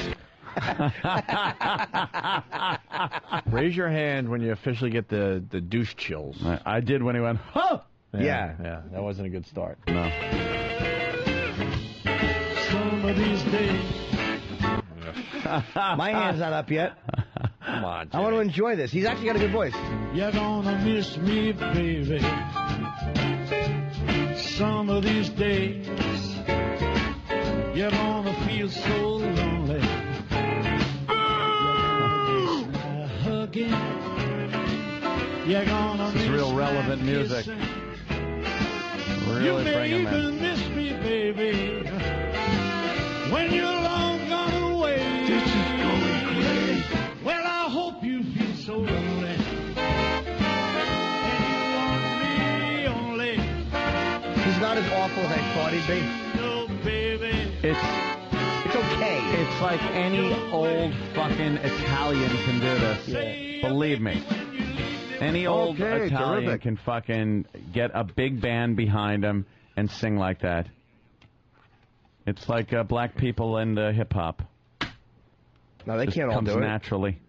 No, it's not correct. There's a lot of bad And you have rappers. your Chocolate Rain. It's fucking great. Just one guy. Chocolate Rain. Chocolate Rain. Yeah, but he did one song. I know, one-hit wonder. Jay-Z put a bunch of them out.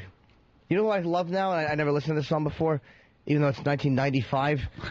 Fucking California Love by Tupac and Dr. Dre. California. That fucking Dr. Dre is fantastious. That is a great song, actually. You can't not like that tune. I went to him for a foot problem once, though, and he couldn't help me. He's not the kind of... No, you just mix him up with a real doctor. Oh, okay. Boo. This is, yeah. Dr. Dre is fucking tremendous. All right, we got an asshole doctor on the phone. Get rid of Tupac. Hey, Steve. Doctor. Dr. Trusid, is that how you say your name there, sir? Yes, hi, how are you? This is Dr. Chusett. I'm a gastroenterologist. I was just listening to your show about colonoscopy. Yeah? Yep. Yeah, it's untrue what they're saying. I've done about 35,000 cases. And you really love assholes. Yeah. Wow. Hence his enjoyment of this show. Yeah. Yes, sir. Most colon cancers are actually located in the sigmoid colon. It's about 60 to 70%. But colonoscopy detects 95 to 97% of lesions, and it is the gold standard in colon cancer detection. Always was, always will be. So you're saying that this left side thing has no credence? Or Clearwater Revival? I'm a scream today. Abu, Abu. We've released all our bombs. We're flying back to base. That's a good one. Oh, no, it wasn't. You're right. It was a good one, all right. Look at the crater left in the ground. All right, Dr. Trusid, thank you. Drop all remaining jokes on my pause. Lovely fucking show. All right. I was going to ask you your favorite Christmas song today. My favorite Christmas song? Mm-hmm. Do you have one? Do you crank it up a little bit? It's got to be that Sleeves song. Oh, good. All right. You want me to play that? No, I hate it. Oh, I thought you were being serious. La la la. In the la. It's snowing in the la la la. It sure is. And I'm not. What's your favorite Christmas song? Do you go old school? Do you do a little Burl Ives or Bing Crosby or? I like a rockin' around the Christmas tree. No, I hate that song. Sucks. I don't like any old timey Christmas songs. What, do you like newer ones? No. Oh, there's your favorite right here? Terrible. Some fucking pie? Yeah. Jeez, what a potty mouth this bitch was. I think the best Christmas song is Stevie Wonder's version of Little Drummer Boy. For real? Holly Jolly Christmas. Have a horror. Deck the halls with what's your favorite? Jimmy, is that your favorite? Yeah, it's great. I want to hear that one. I don't know. That's too updated. Well, yeah, but he does a good job. Elvis. Christmas. You don't have a favorite Christmas song? No, I don't. Hey, that one Bing Crosby song is good. Give me another drink so I can punch you in the face. Merry Christmas. Yeah, Merry Christmas, bitch. Clean it up. Bing. Oh, read up on Bing. Get his kids rocks for Christmas and throw them at him. You got to read up on Bing Crosby. He did all those Christmas specials when people were growing up. And Bing was a douche. And when those cameras went off, it was a whole different story. Yeah.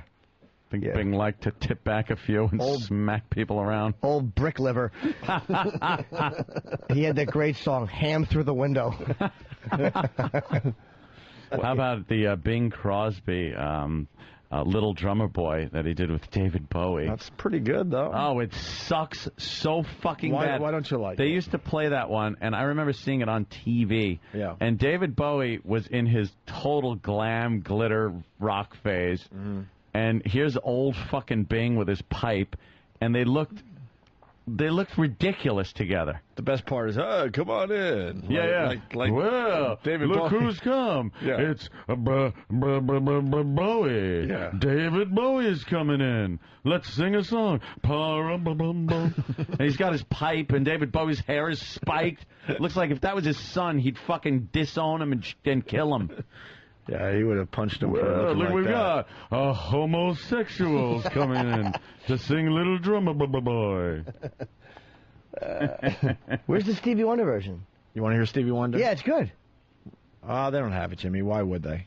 I mean, I have Stevie Wonder's version of Little Drummer Boy. What are we fucking? They have 18 Christmas channels on this service. They should have the Stevie Wonder song for Jimmy. I don't even remember which one you're talking about. Little Drummer Boy?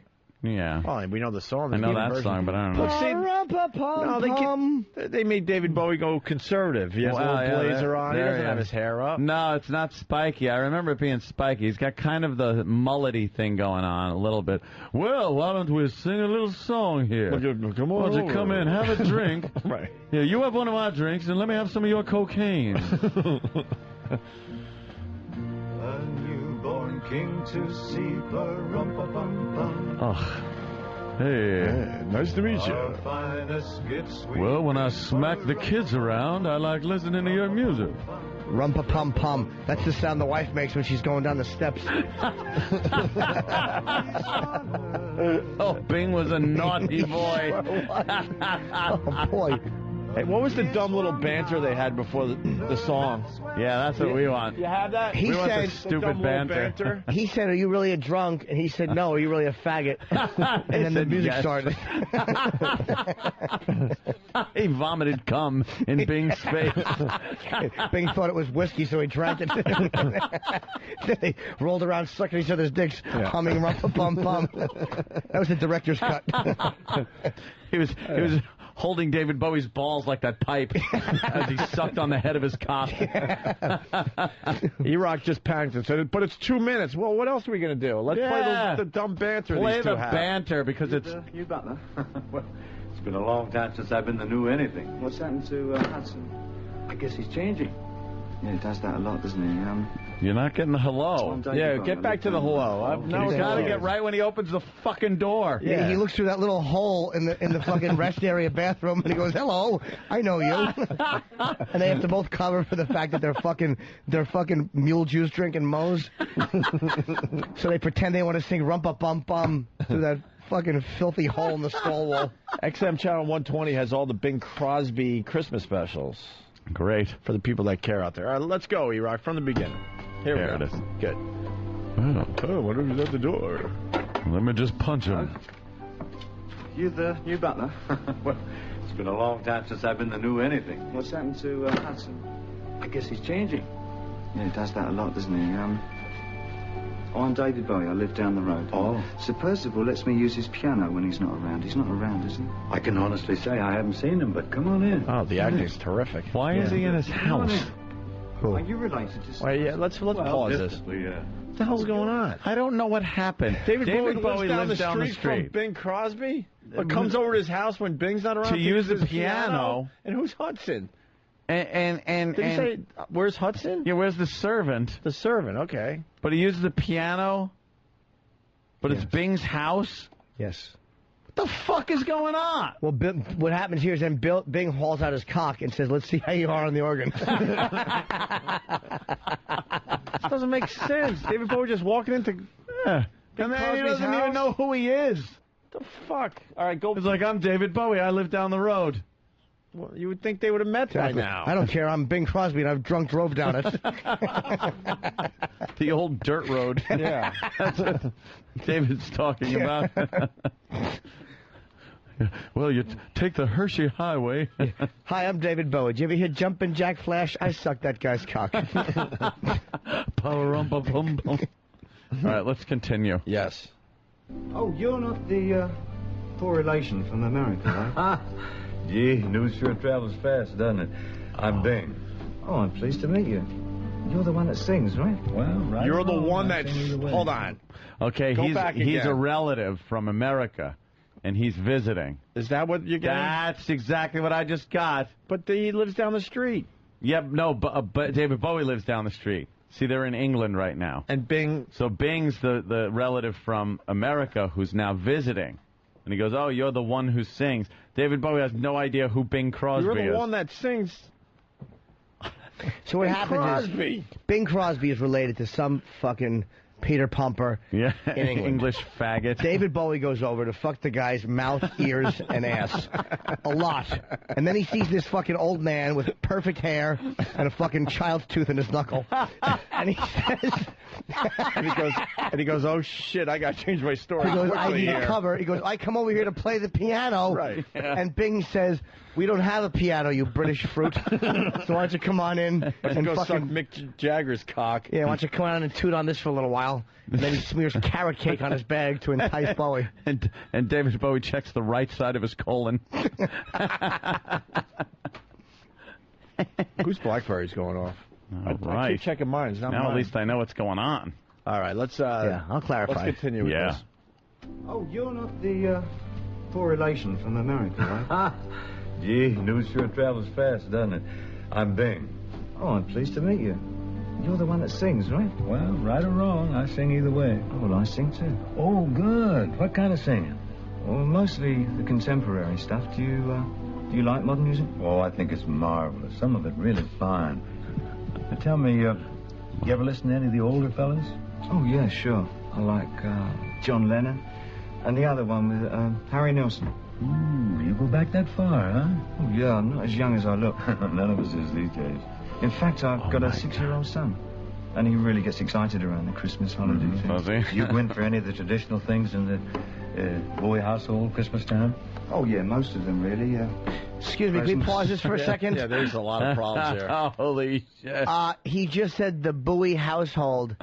Did he say, hi, I'm David Bowie, or I'm David? David Bowie. the Bowie household. Did he say I'm David Bowie, or I'm just David? Okay, Is it David Bowie? The Bowie household. Bowie is what everyone's doing watching this. Bowie. And Bing does boozy. And he goes, "Hey, Bing, is it hard to get presents under the tree when the tree is laying on its side?" Because you've drunkenly grabbed your wife by the clit and thrown her into it.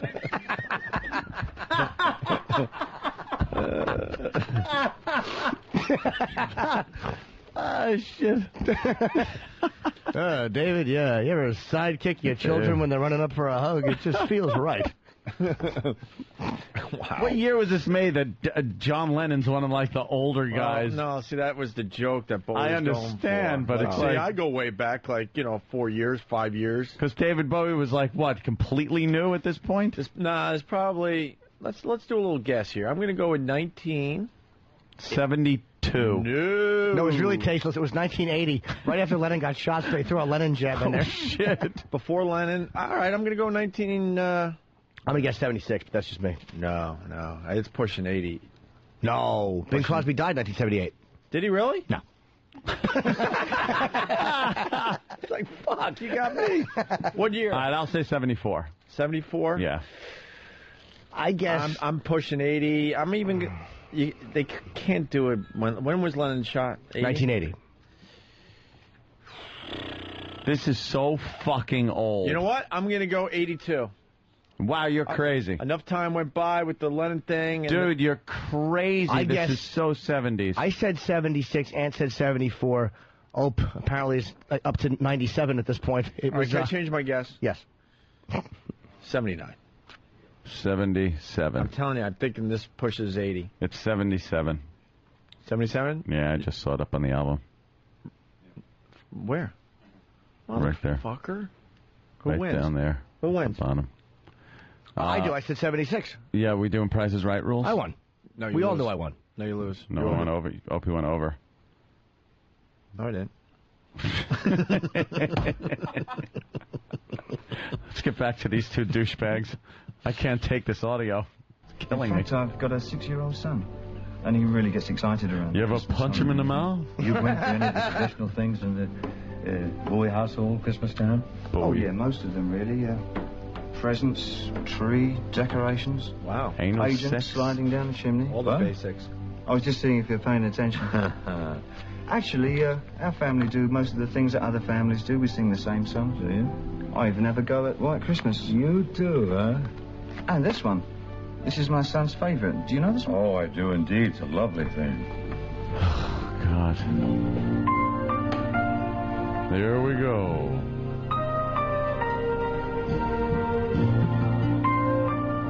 We don't have to hear the song, right? Yes, we do. All right, there's a little controversy. Yuck. Controversy? What? Crosby died in 1977. He died in October of 1977. Well, maybe he shot himself after he saw the final cut. No way. So now we have to... All right, the album came out in 77, but if it's a Christmas album, that would come out posthumously. I want to know when they actually did this. Now you got to start thinking 1976, which would mean Jimmy is the big winner. This was recorded on September 11th, 1977, and it says Crosby would die just over a month after recording the special. Wow! Well, let me tell you, I'm going to be dropping dead soon. Yeah. Holy shit, a month after we just saw that? Now it's creepy to watch.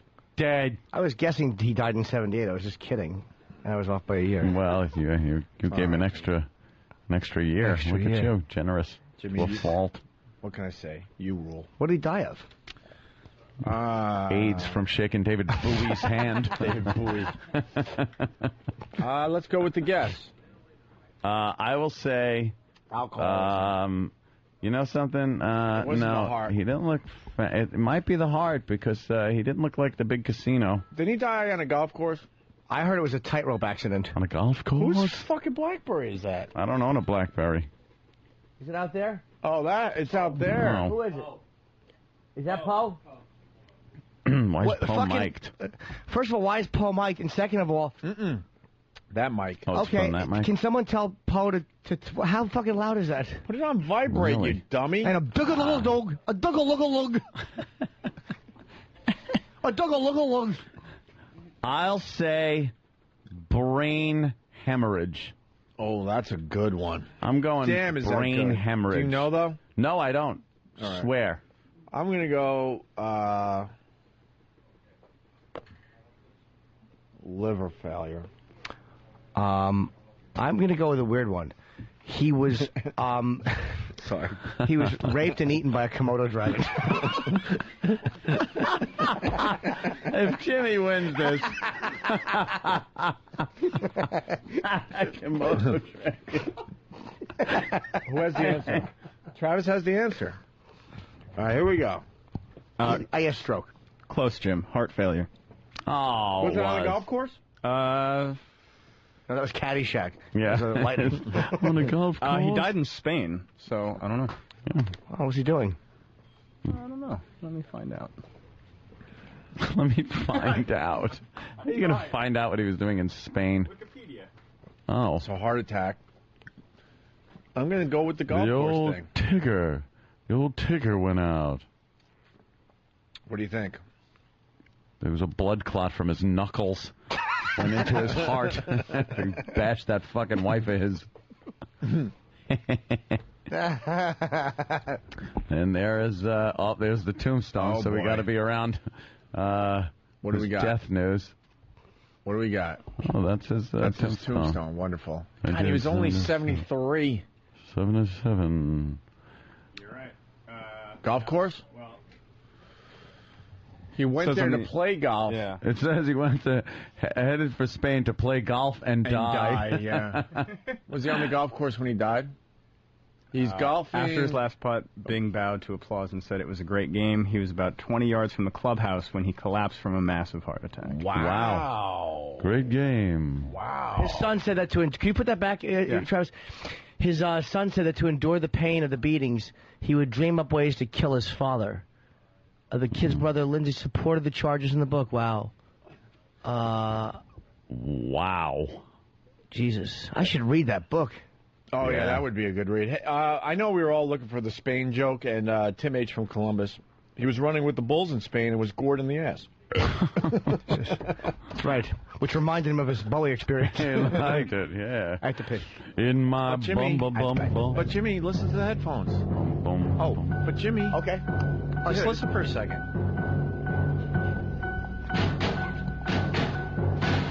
Stevie Wonder. Yeah, no, I recognize. For you, Jimmy, I'm going to play this. Go to the This sucks. They told me, Oh. a newborn king to see. This doesn't sound like Stevie. It's him. Yeah? That's him? Yes. Our finest gifts we bring for I don't know. I think it is, actually. Wait, yes. to lay before the king. Yeah.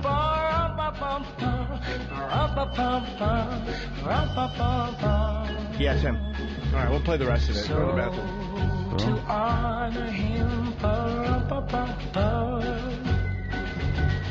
when we come. Come. I have no eyes to see. Pa-rum-pa-pum-pum. Stop throwing eggs at me. I'm a poor boy too. The shit.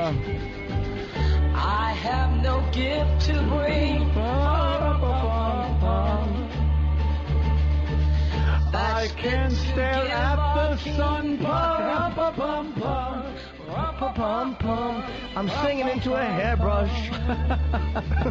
I've walked into the drum set and fallen over it. That's the sound it made. Damn, I'm dumb.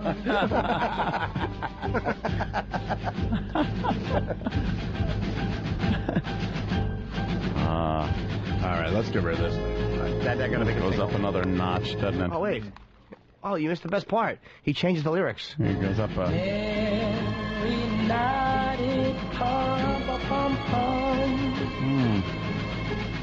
The ox and lamb kept time for I lied, by the way. It doesn't change their story. Ox and lamb keep You're such an time. asshole.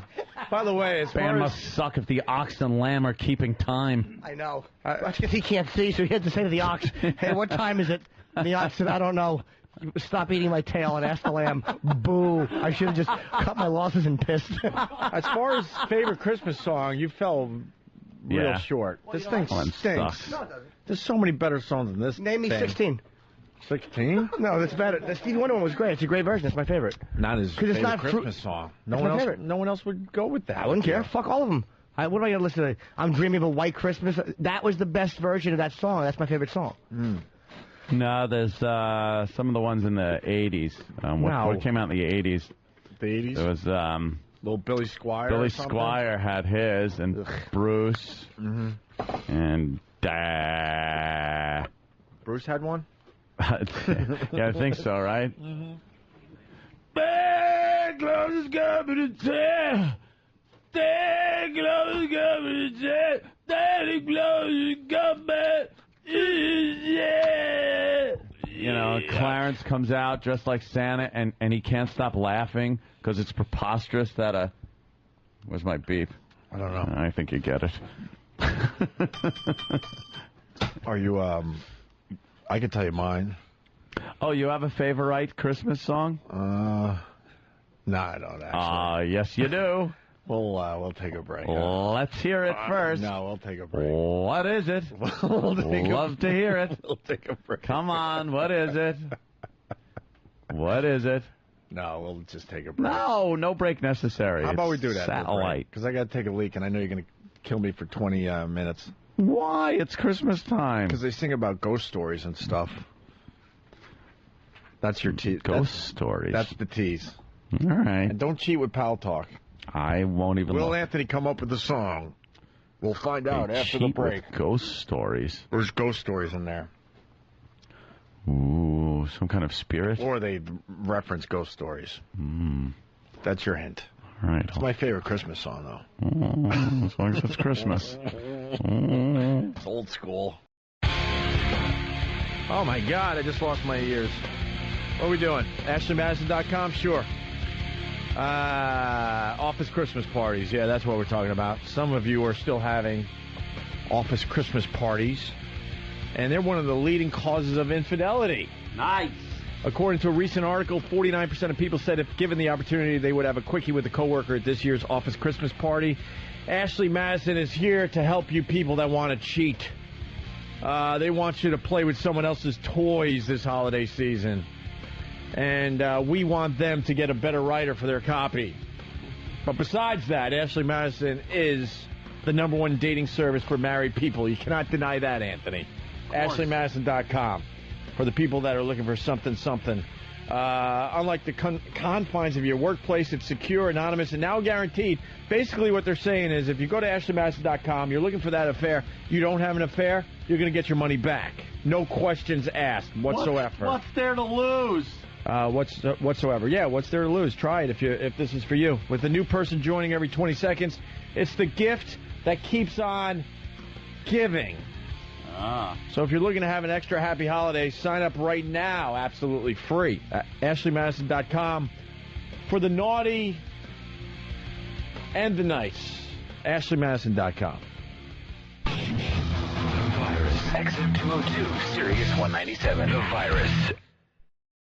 POTUS, Politics of the United States for the people of the United States. I just find it fascinating. The Press Pool with Joe Matthew. Can mall be filled for an inauguration, as in the National Mall? Just think about it. 4 million people. POTUS. The Morning Briefing with Tim Farley. We don't have to tell you what to think. You can do that for yourself. The Ron Silver Show. Join the conversation. Stand Up with Pete Dominic. It's a place where ideas can compete. POTUS, Politics of the United States for the people of the United States. Your channel, your voice. Sirius 110, XM 130.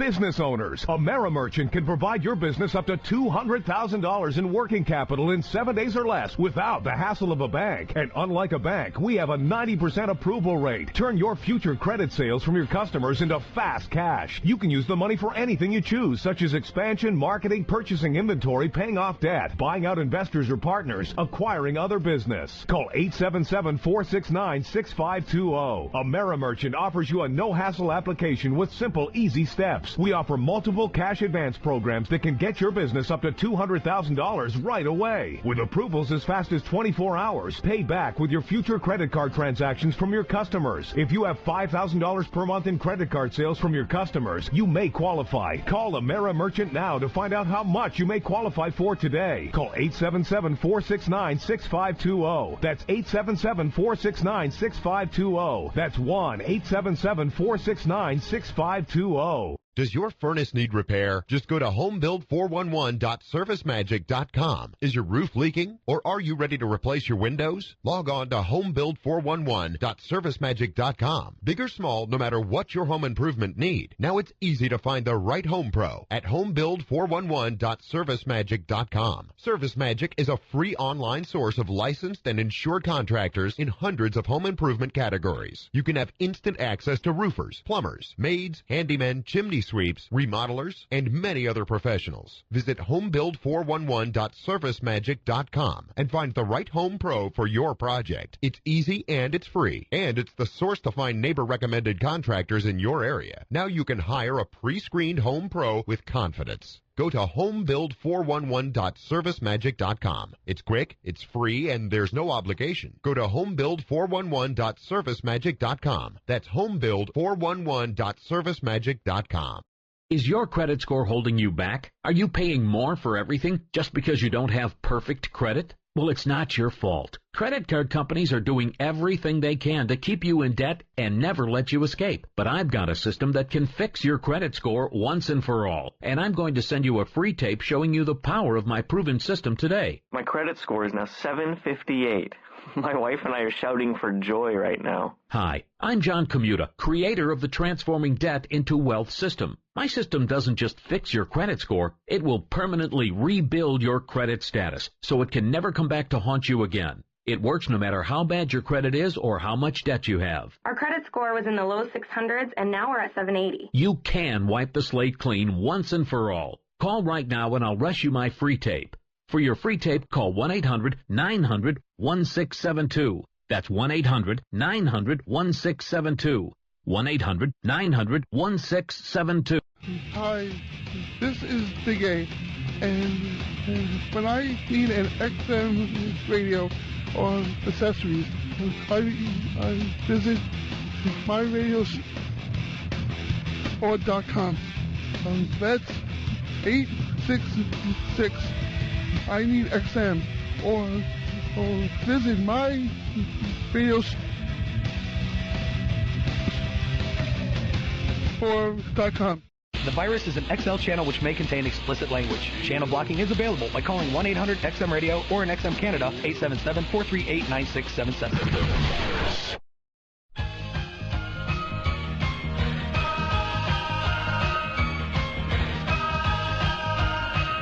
We're back with the Opie and Anthony Show. You're listening to Gary Glitter's Christmas song. Oh. I've never heard this before.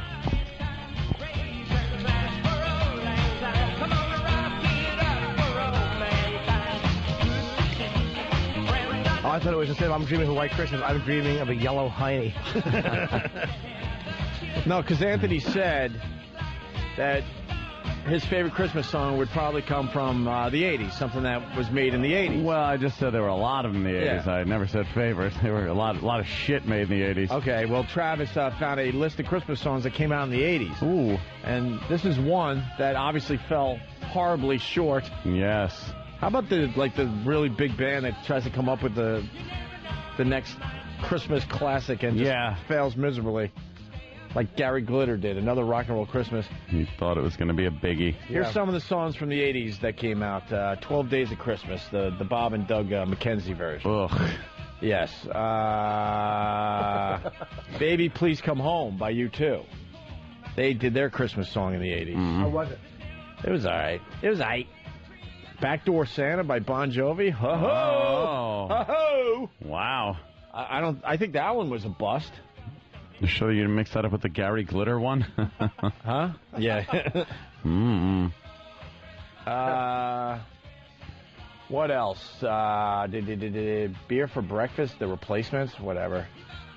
Trying to come up with the ones people remember. There's a lot of crap on here, Ant. Christmas in Hollis, Run DMC. That's right, they did their version. Yeah. Billy Squire, Christmas is a Time to Say I Love You. That was a big one. That was a biggie, right? Yeah. Depeche Mode had a Christmas song in the 80s. Christmas Island. With MTV, everybody decided if they put out a Christmas song, they would get video time, yeah. Right. That goes on and on. Spinal Tap, Christmas with the Devil? Yeah. These things never really got airplay. Just on MTV. Did that one get it? Yeah, I remember that. So you remember Spinal Tap's Christmas song on MTV? Oh, yeah. I don't remember that one. All the VJs, remember, they put little Santa hats on. Little Martha Quinn would put her little Santa hat on. Everyone thought she was adorable. Yeah. She sucked. Van Halen's new Christmas song. Oh, no. Van Halen has a new Christmas song, Jimmy? How does it go? Christmas Rock, it's called. No, it isn't. It is called Christmas Rock. Really? How's it go? I don't really know. I've thought of it a little bit. Christmas Rock. It's a little like Jamie's crying. Well, they used to do that. Rework some of their classics. Yeah, they stink. To fit the Christmas motif. Hey, we're back. Ugh. The Band-Aids, Do They Know It's Christmas came out in the 80s. Jimmy will write a little more. I mean, I hate that one. Let's see. Better than ever. We're back. Together forever. You don't like that song? It's despicable. Oh, and it's catchy. long time. The more things change, the more they stay the same.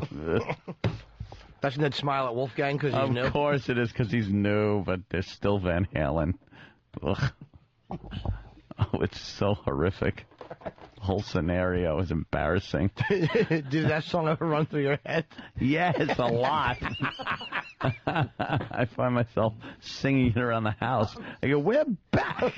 So happy. Oh, I hope I ruin your life with that song. Oh, it's terrible. It just jams itself in there. Won't leave.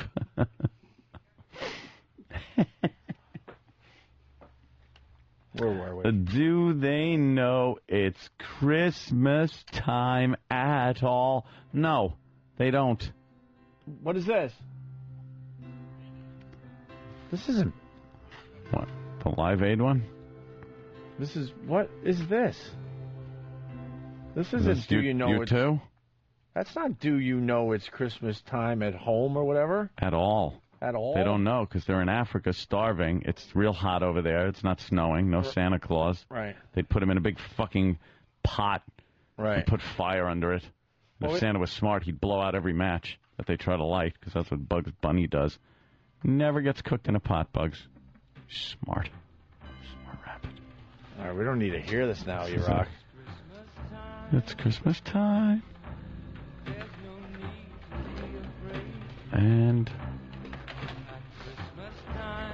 what are you getting for Christmas? More flies around your head. What's this? Who's singing this? This is the Live Aid thing, where they all come together to sing about Africa. It's the all-star lineup. Yeah. They all had a line or two in the song. All I want for Christmas is 10 extra pounds.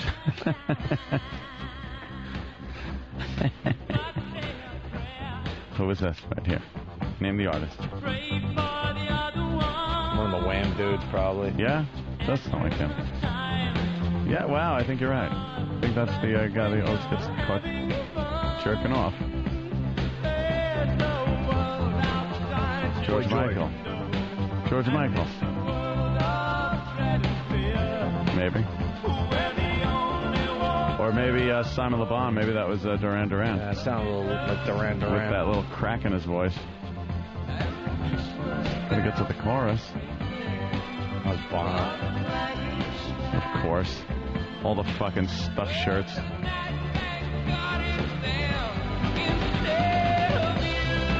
That's what I'd always say. Thank God it's them instead of me. Yeah, there won't be snow in Africa ever. Dummy. They're lucky they have buses.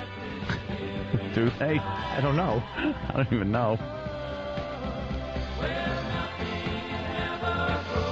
Nothing ever grows? Oh. Who's that faggot?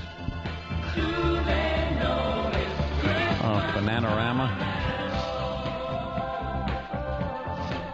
Phil Collins.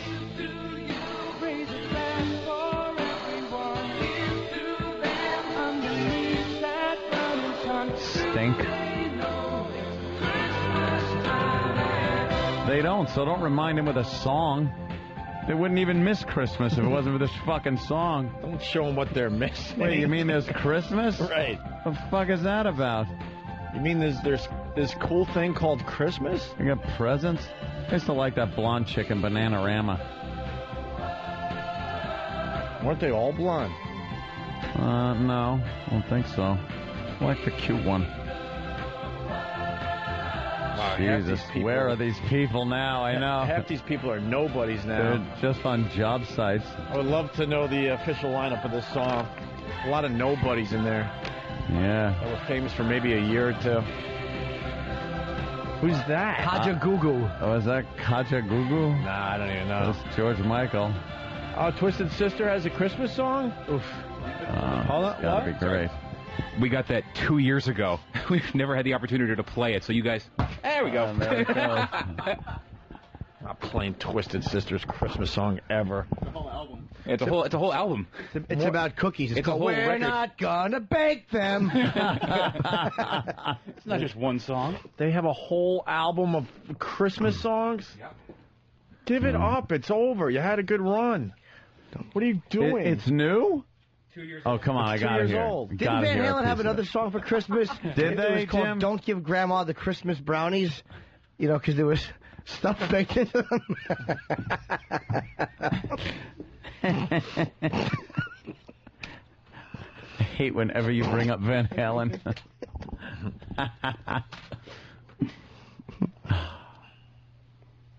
Do they know it's Christmas time at all? For Christmas, Winnie Mandela puts that fucking tire with gasoline in it around someone's neck, puts them on top of a tree and lights it. No, but she paints the tire green like a wreath. Fucking brutal, that one. Wow. Soweto necktie. It's the old Soweto necktie. It's a Christmas in Soweto. It's the old Soweto cardigan. Soweto, because that's what you do because it's so hot. For 2 seconds, then it turns into a Screamo. Yeah. Well, you're Soweto because they poured gas on you. 1, 2, 3, 4.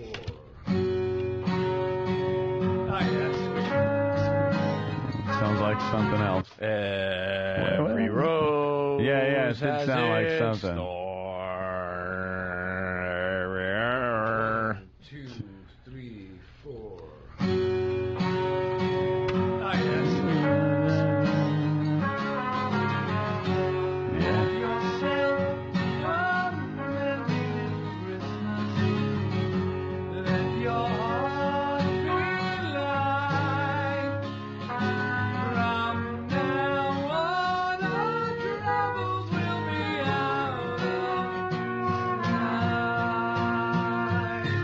Oh, my God. It wasn't D, was it? It had to be. You heard the horrible Long Island accent. Yeah, but it's like, unless he's screaming, I guess he can't sing. It's a shame. Wow. Who's putting this in their iPod? All right, now we're rocking. Yeah, let's run to the hills.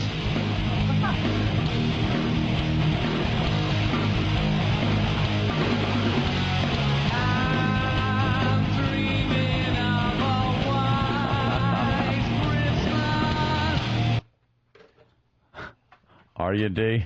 We would do this as a goof with is some silly terrible. like radio voice guy. A very heavy metal Christmas. 4.5 stars on Amazon. Really? What? Out of 71 Good for him. reviews. How many reviews? 71. All right. You got Let It Snow, Deck the Halls, Heavy Metal Christmas, 12 Days of a Heavy Metal Christmas. Oh, that's got to be a douche chill. All right, we got to do that one. 12 Days of Douches. We got to do that one. Here we go. The 12 Days of Christmas, the heavy metal version. Oh, yeah.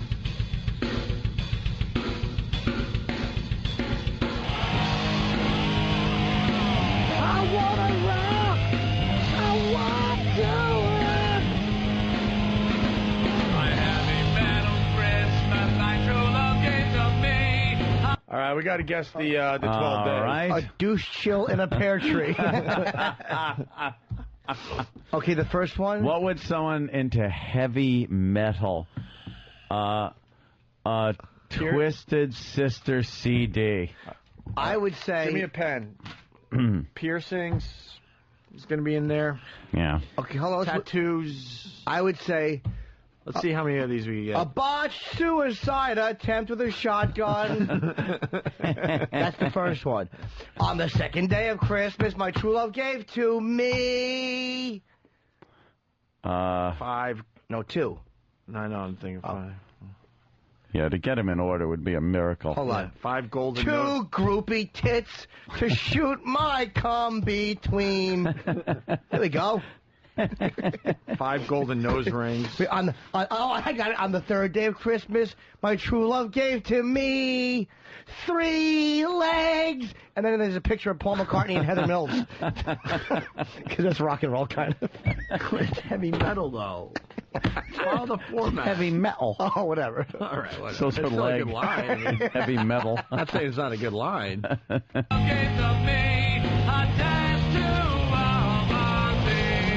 A tattoo. So we got one already. Of Ozzy. Of Ozzy. They Jimmy of Ozzy. They shoehorned Ozzy in. What was the word? Tattoo of Ozzy.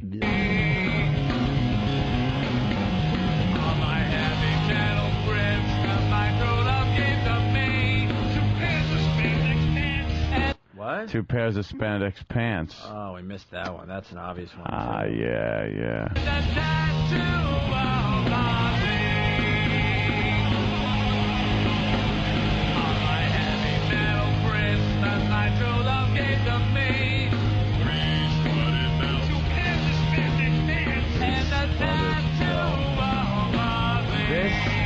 This is arguably fucking coolest thing ever. Okay. The worst song ever. We got to go with worst Christmas song ever. Yeah. But it had to have airplay. Dude, I don't that's think it's it. ever had airplay. Someone had to have played. Bob Buckman.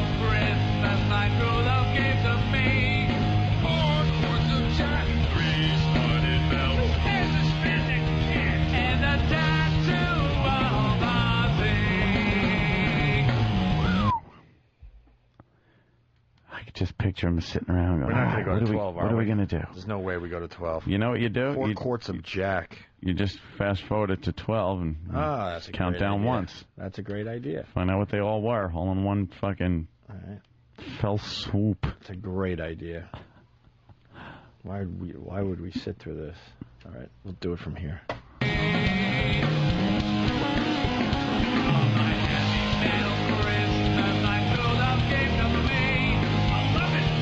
11. I want 12. One fuck. I want 12. We need 12. I'm going with 12. I couldn't even tell what 11 was. This is going to be about 12, hopefully. Hold on. See if we could actually hear this. 12 day.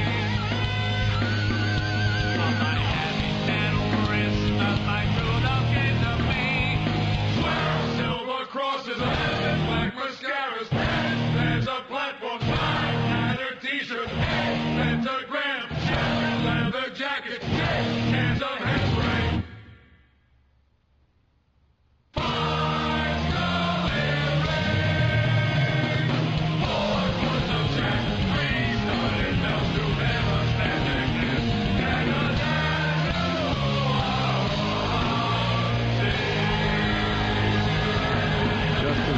thought it was going to be. Could you put that back where you put it in the first place? I'm amazed that this thing didn't break, man. Come on, whale it. Watch little Jimmy. Oh, holy shit. Nice. That CD come apart? Nice. Where are we at? That's how Twisted Sister laughs. Yeah, let's say hi to Brian in Seattle. Brian. Yo. What's up, Brian? Hey, speaking of Ozzy, there was a really shitty version of Walking in a Winter Wonderland that Ozzy did with Jessica Simpson about 4 or 5 years ago. Wow. You guys should be able to find that. Oh. Sharon sings backup on it. It's really shitty. Oh. Is it the worst Christmas song ever, though? Absolutely not. Van Halen's new one, Rockin' Christmas, is the worst by far. Rockin' Christmas. Yeah, it needs a little more. Yeah. Needs to be filled out a bit. Yeah. Don't let Grandma have the Christmas brownies. Because you know the Christmas brownies, like, they'll all be eating them and, like, acting crazy at the party. The fast parts really kill me. Which part? When you fast talk. Oh, hey, don't let Grandma eat the Christmas brownies. Yeah, because I could just imagine David Lee Roth doing that. He's got the Santa hat on in the video. Oh, shut up. No, you know he does, right? No, he doesn't. And he's bringing all the girls, like, they open a box for the president, it's him, he jumps out in the Santa hat. No, stop. That's their gift. Oh, my God. And he opens his box, and it's wax lips and a good tongue. The wife who doesn't dump him. Good tongue. It's a fucking bullfrog tongue. Tape this on. So you don't talk like fucking Blair's cousin Jerry. You're bugging everyone. Stop trying to harmonize back up with that fucking heel you call a tongue. It's annoying us. Amy's crying. Yeah, she.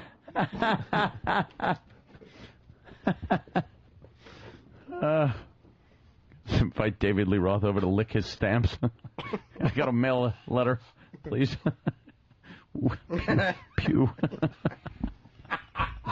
Did you find the Ozzy one? No? No, huh? All right. Let's say hi to Jose in Texas. Jose. Yo, fellas, how's it going? What's up, man?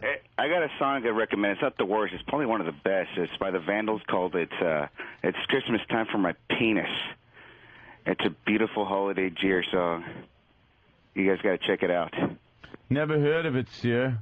Have one of them bastards back there Google it or something for you, but it's a great song. Right. Actually, the whole album's very anti-holiday-like, and I love it. I play it every year, full blast in my car. Groovy. Wow, look at this commercial of all these women in PJs with, it's pajamagram. Yeah, look at that. They're getting very busty women to do their pajamagram ads on TV. We don't have that one? Christmas for my penis? What a surprise. Right. Ooh. Yeah, they're showing some sexy women in these.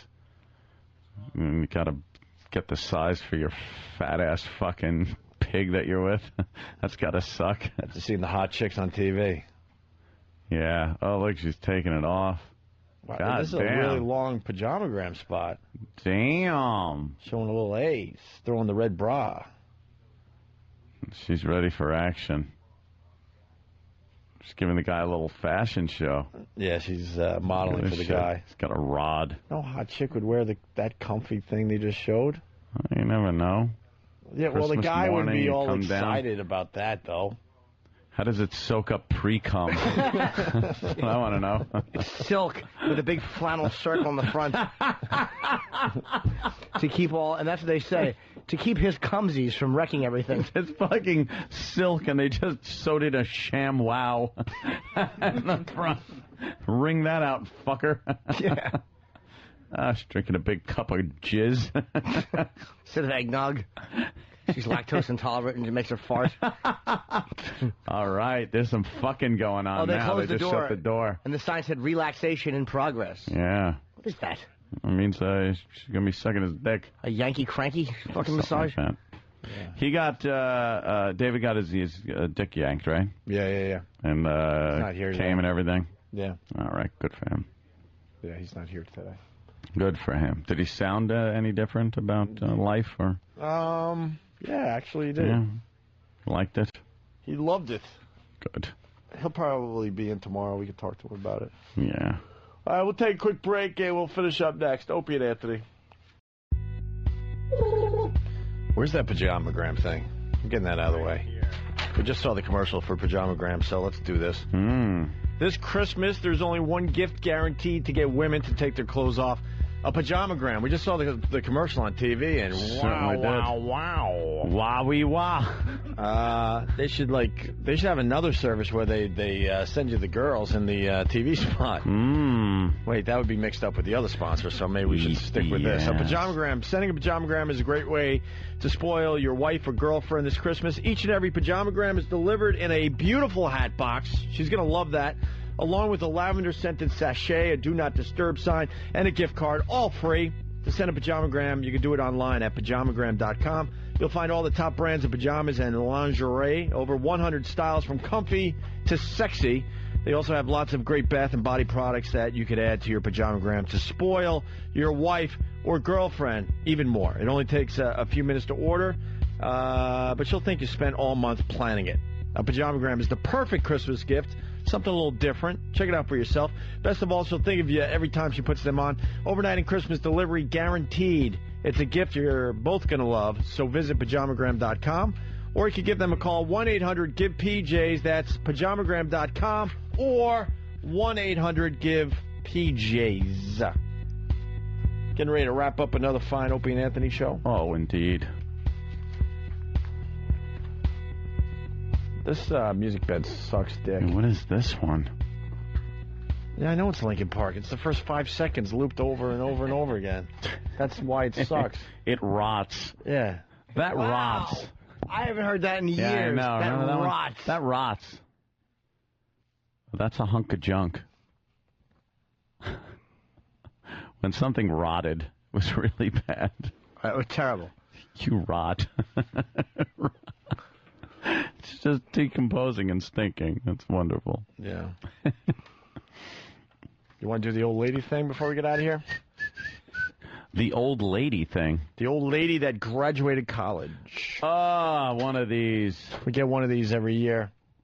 This is wonderful. This is, they always talk about how uplifting it is. I don't know who it's uplifting for. I guess the school that gets the money from the old broad for absolutely nothing. What compels people of that age to go back to school? Are they bored shitless? Mm-hmm. Can't you just, learn stuff on the internet from your home? Yeah. Why do you need a degree at 85 years old? I don't get it.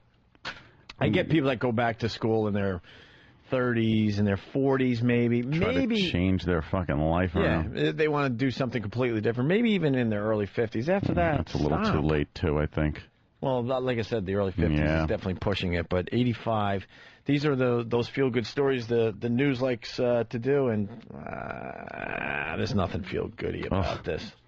I don't believe I did it. The celebration is obviously for her. Yeah. But what they're celebrating could amaze anyone. Today I'm celebrating my graduation, which is tomorrow. That's right, graduation. From Metropolitan From State living College to dead. You're graduating from a viable human being into fucking bug food. Congratulations. Here's your hat, you old bag. Your diploma's a rolled up shroud. Put it over your face. Yeah, hand this when you fucking cross the river Karen or Charon, whatever that shitty devil river is. From Metropolitan State College of Denver. At 85, she'll be the oldest Metro State grad in history. But Winifred Jennings meant to finish school a long time ago. I had gone to Columbia University for a year back in 41. Then the war ended and all the boys came home. And I got married and had family, and that was the end of my education. Well, the family grew up 20, 30 years ago. What happened? Then the war ended. Which one? Revolutionary? She's old. See.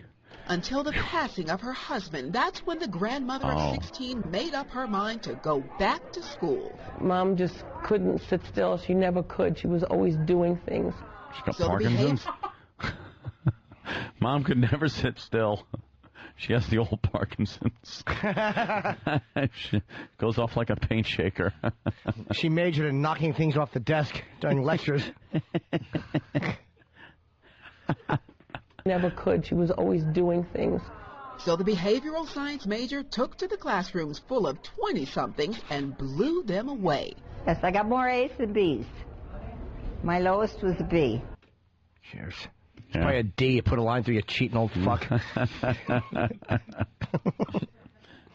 Taking 2 courses at a time, she slowly reached her goal. Finally, it's done. I guess we're done 8 years now. It's a 9-year program. 9 years? I don't have any words for it. It's just so awesome. So surely, after so much work, this grandma graduate is ready to start a career. Gosh, no. No way. For now, it's still all about the well-deserved celebration. Then what the fuck did she do that for? There's no reason. That's just... Could take classes. That makes no sense. Dumb computer. Just so she could annoy the 20-somethings that are trying to fucking actually make a career. You know, let me tell you about my grandchildren. Shut up, hag. Oh, use her old fucking useless uterus as a book bag. Where's your math book? Right here. Let me drop it on the floor. And this old useless fucking thing used to pump out kids fucking decades ago. Are you saying that's where she carries her books? Yes, indeed. Yeah, it's fucking hilarious. Fucking womb is great. All the other students throw their gloves in there in the winter. That's how she's popular. She uses her twat as an umbrella holder. She's a cubby. Little fucking cubby hole. She's her own locker, yeah.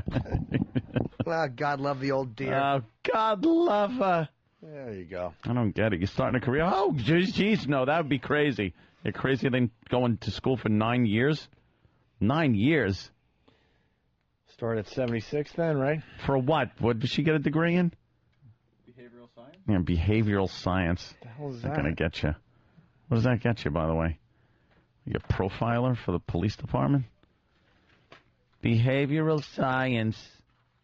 I don't know what it is. After the war, after my husband died, she just was out on the prowl, I think, trying to be a G-MILF. G-MILF. All right. Disgusting. I think we go for the early exit today. Yeah, it's in order, I would say. Okay. Yeah. Yeah. How come we're not doing line of the day anymore? We should start doing that again. We rested it. Yeah, we're resting it. It just got to the point where...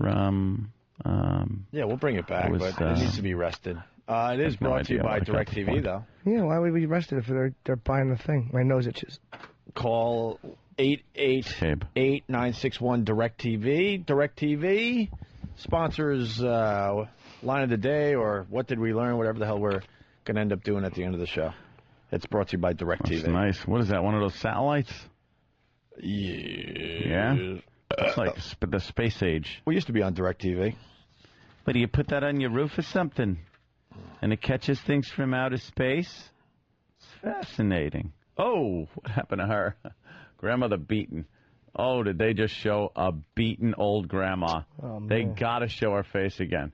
3 teens charged with kidnapping and torture of 75-year-old woman. She was laying in the hospital bed, pummeled. I guess she didn't want to remove that hat. Look at her. God, man. Wow. Oh, boy, that looks good. Who the fuck would... Who would beat up Grandma like that? The white hair really sets it off. Wow. What's that, the son? He's just looking to beat the living He's a piss big out kid, of somebody, yeah. That son's a big boy. Son or grandson. Oh, that's what she looked like before the beating. Jesus Christ. Nice Christmas beating she got thrown. What happened? What's Home the new, invasion? Can we get the audio of this? Oh, boy. Oh, boy. Oh. Look how yellow she is. I know. She's alive, though. I mean, at least they didn't fucking kill her. And man. then red, her eyeballs are all fucked up. And she goes on TV. Do you think she asked for makeup? Like, what could they possibly do? Damn, she got fucked up. Wow. Wow, she looked like a burn victim at first. Look at the fucking son. He's holding her hand. You can see how he has a murderous. Like he looks very calm. Oh yeah, yeah. Her son has a murderous look on his face. He wants revenge, big time, in the worst way. It's the type of face you see when a gun is just quietly pointed at you and bullets are pumped at you. Yeah, that's it. He is angry. God, I'd love to know what this is. Teens kidnapping and torture. What did they do? So it's just breaking. We'll find out more. Carjacking? I don't know. La Mesa, California. Can't pull anything up on Google News. Working. No. 26 hours. Man, they Wow. bashed her in the jaw. For 26 hours, they tortured her? 75-year-old grandmother was strangled, punched, kicked, bound in duct tape, and thrown in the trunk of her own car by 3 young adults. After 26 hours without food or water, made a silent plea to God, either save me or let me die, she said. I told God that. Her face still swollen and marked by ugly purple bruises. Then I asked my late husband, who had just died, I said, don't tell God to help me. Wait, don't tell God? That doesn't make sense. I said, oh, Don, tell God to help me. She's like, wait, she's asking her ex or her dead husband to leave a message for God. That night he helped me. The sheriffs came and they rescued me because I wouldn't have lasted too much longer. Oh. She was in the hospital for a few days, badly beaten that she couldn't even speak at first, but by Monday, the spirited woman who loves to dance was feeling well enough to get her hair done, put on a nice dress, and talk to Matt Lauer. Yeah. Oh, who are the pieces of shit that did that? Yes. Who was arrested? We're still I have bruises on my body because they kicked me and hit me and everything. They hit me and kick me. They break my teeth. Oh, here we go. All right. Little scam action. What? The grandma, this whole thing started about a week ago, Monday, December 8th, when she bought a vacuum cleaner from a door-to-door salesman identified as Jeffrey Edward Nelson, 19. That night, she said, he returned to her home and asked to use the phone. Oh, boy. He said his girlfriend had kicked him out and could he use my phone to call his mother. So the guy gets her comfortable. She recognizes him from selling the vacuum a day earlier. He comes back. Yeah, and then he comes back and Picture? All right, he said his girlfriend kicked him out. Picture of the perp? Let him in. I said, yes, you can, so I showed him where the phone was. Wondering. As I turned to walk away, that's when he choked me from behind. She lost consciousness, and when she woke, she was in the trunk area of her Dodge Magnum station wagon, bound with duct tape so she couldn't move. They stole my car. They stole me in my own car, she said. That was awful. 2 others were in the car with Nelson, another man, 18, another guy, and a chick, 18. Paul R. Nelson. For the next 26 hours, police say the 3 abductors drove around with her in the trunk, using her credit cards to buy gas and other items. They never offered anything to her. And when she asked for something to drink because she was desperately thirsty, one of the men smashed her in the face with his fist. Assholes. Can I have something to drink? Whammo. These fucking... all you can hope for is that these fucking... just these little pieces of shit are released in the general population of a fucking... of a jail. Absolutely. They'll be all tidied up in suits with their head all down in front of the judge, and their stupid scum lawyer will talk about what great kids they are and how they did this and that, and talk about shit from 10 years ago that they did. And since they didn't kill her, they'll wind up getting a light rap on this one. Fucking idiot. I was so taped and bound I couldn't even move to protect myself. He was driving crazy and I was bouncing all over the place. Finally, on Tuesday, a police officer saw the car committing a traffic violation, gave chase and stopped the car. The officer found me in the back. When the duct tape was removed, it took my skin with it in some places. They were arrested and charged with a number of crimes, including kidnapping and assault. They were arraigned on Friday. Pleaded not guilty, of course. An in-court TV camera zoomed in on Nelson a muscular young man with buzz-cut hair and showed him rolling his eyes as the charges against him were read. This is the most...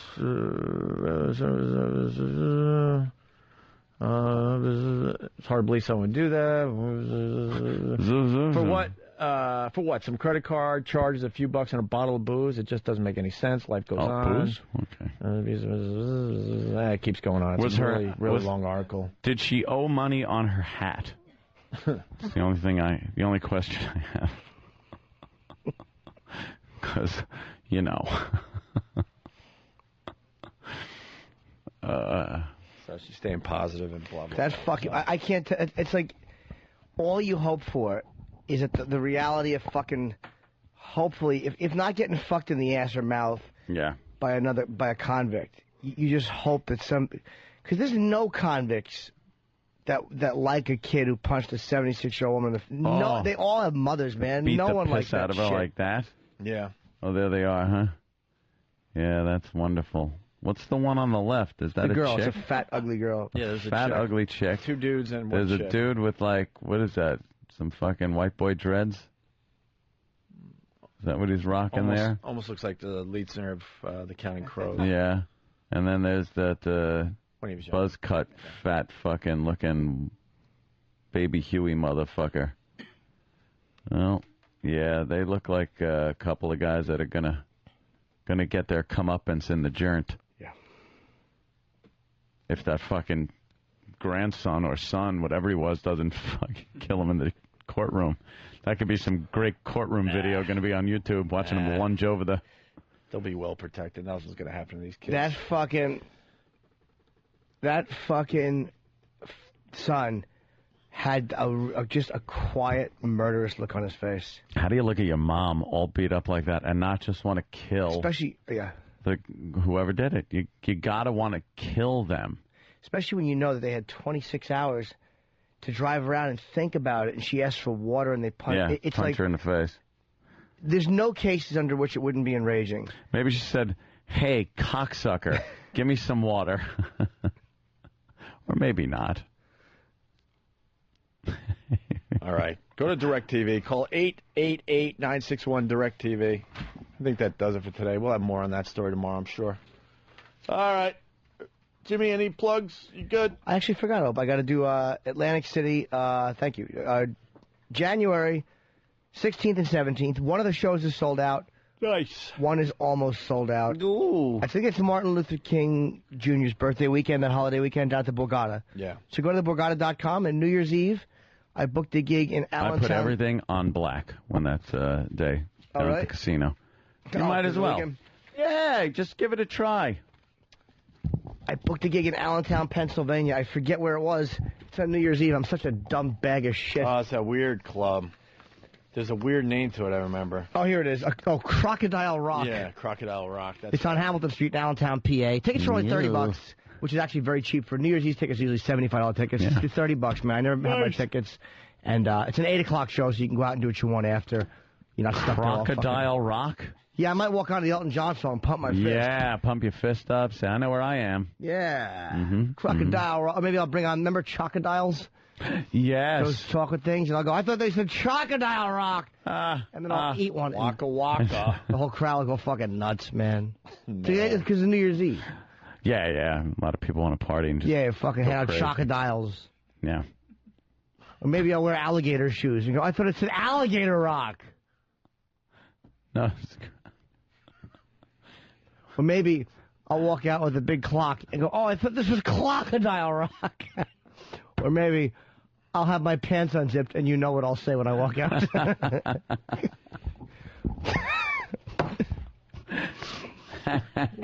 Or maybe I'll try selling a baby on eBay and I'll say, I thought this was Hockachild Rock.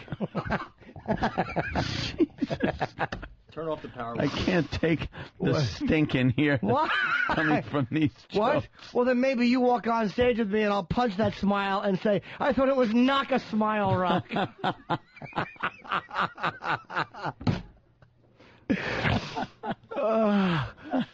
Or maybe I'll put some blood in the safe and say, oh, sorry, I thought it was Lockavile Rock.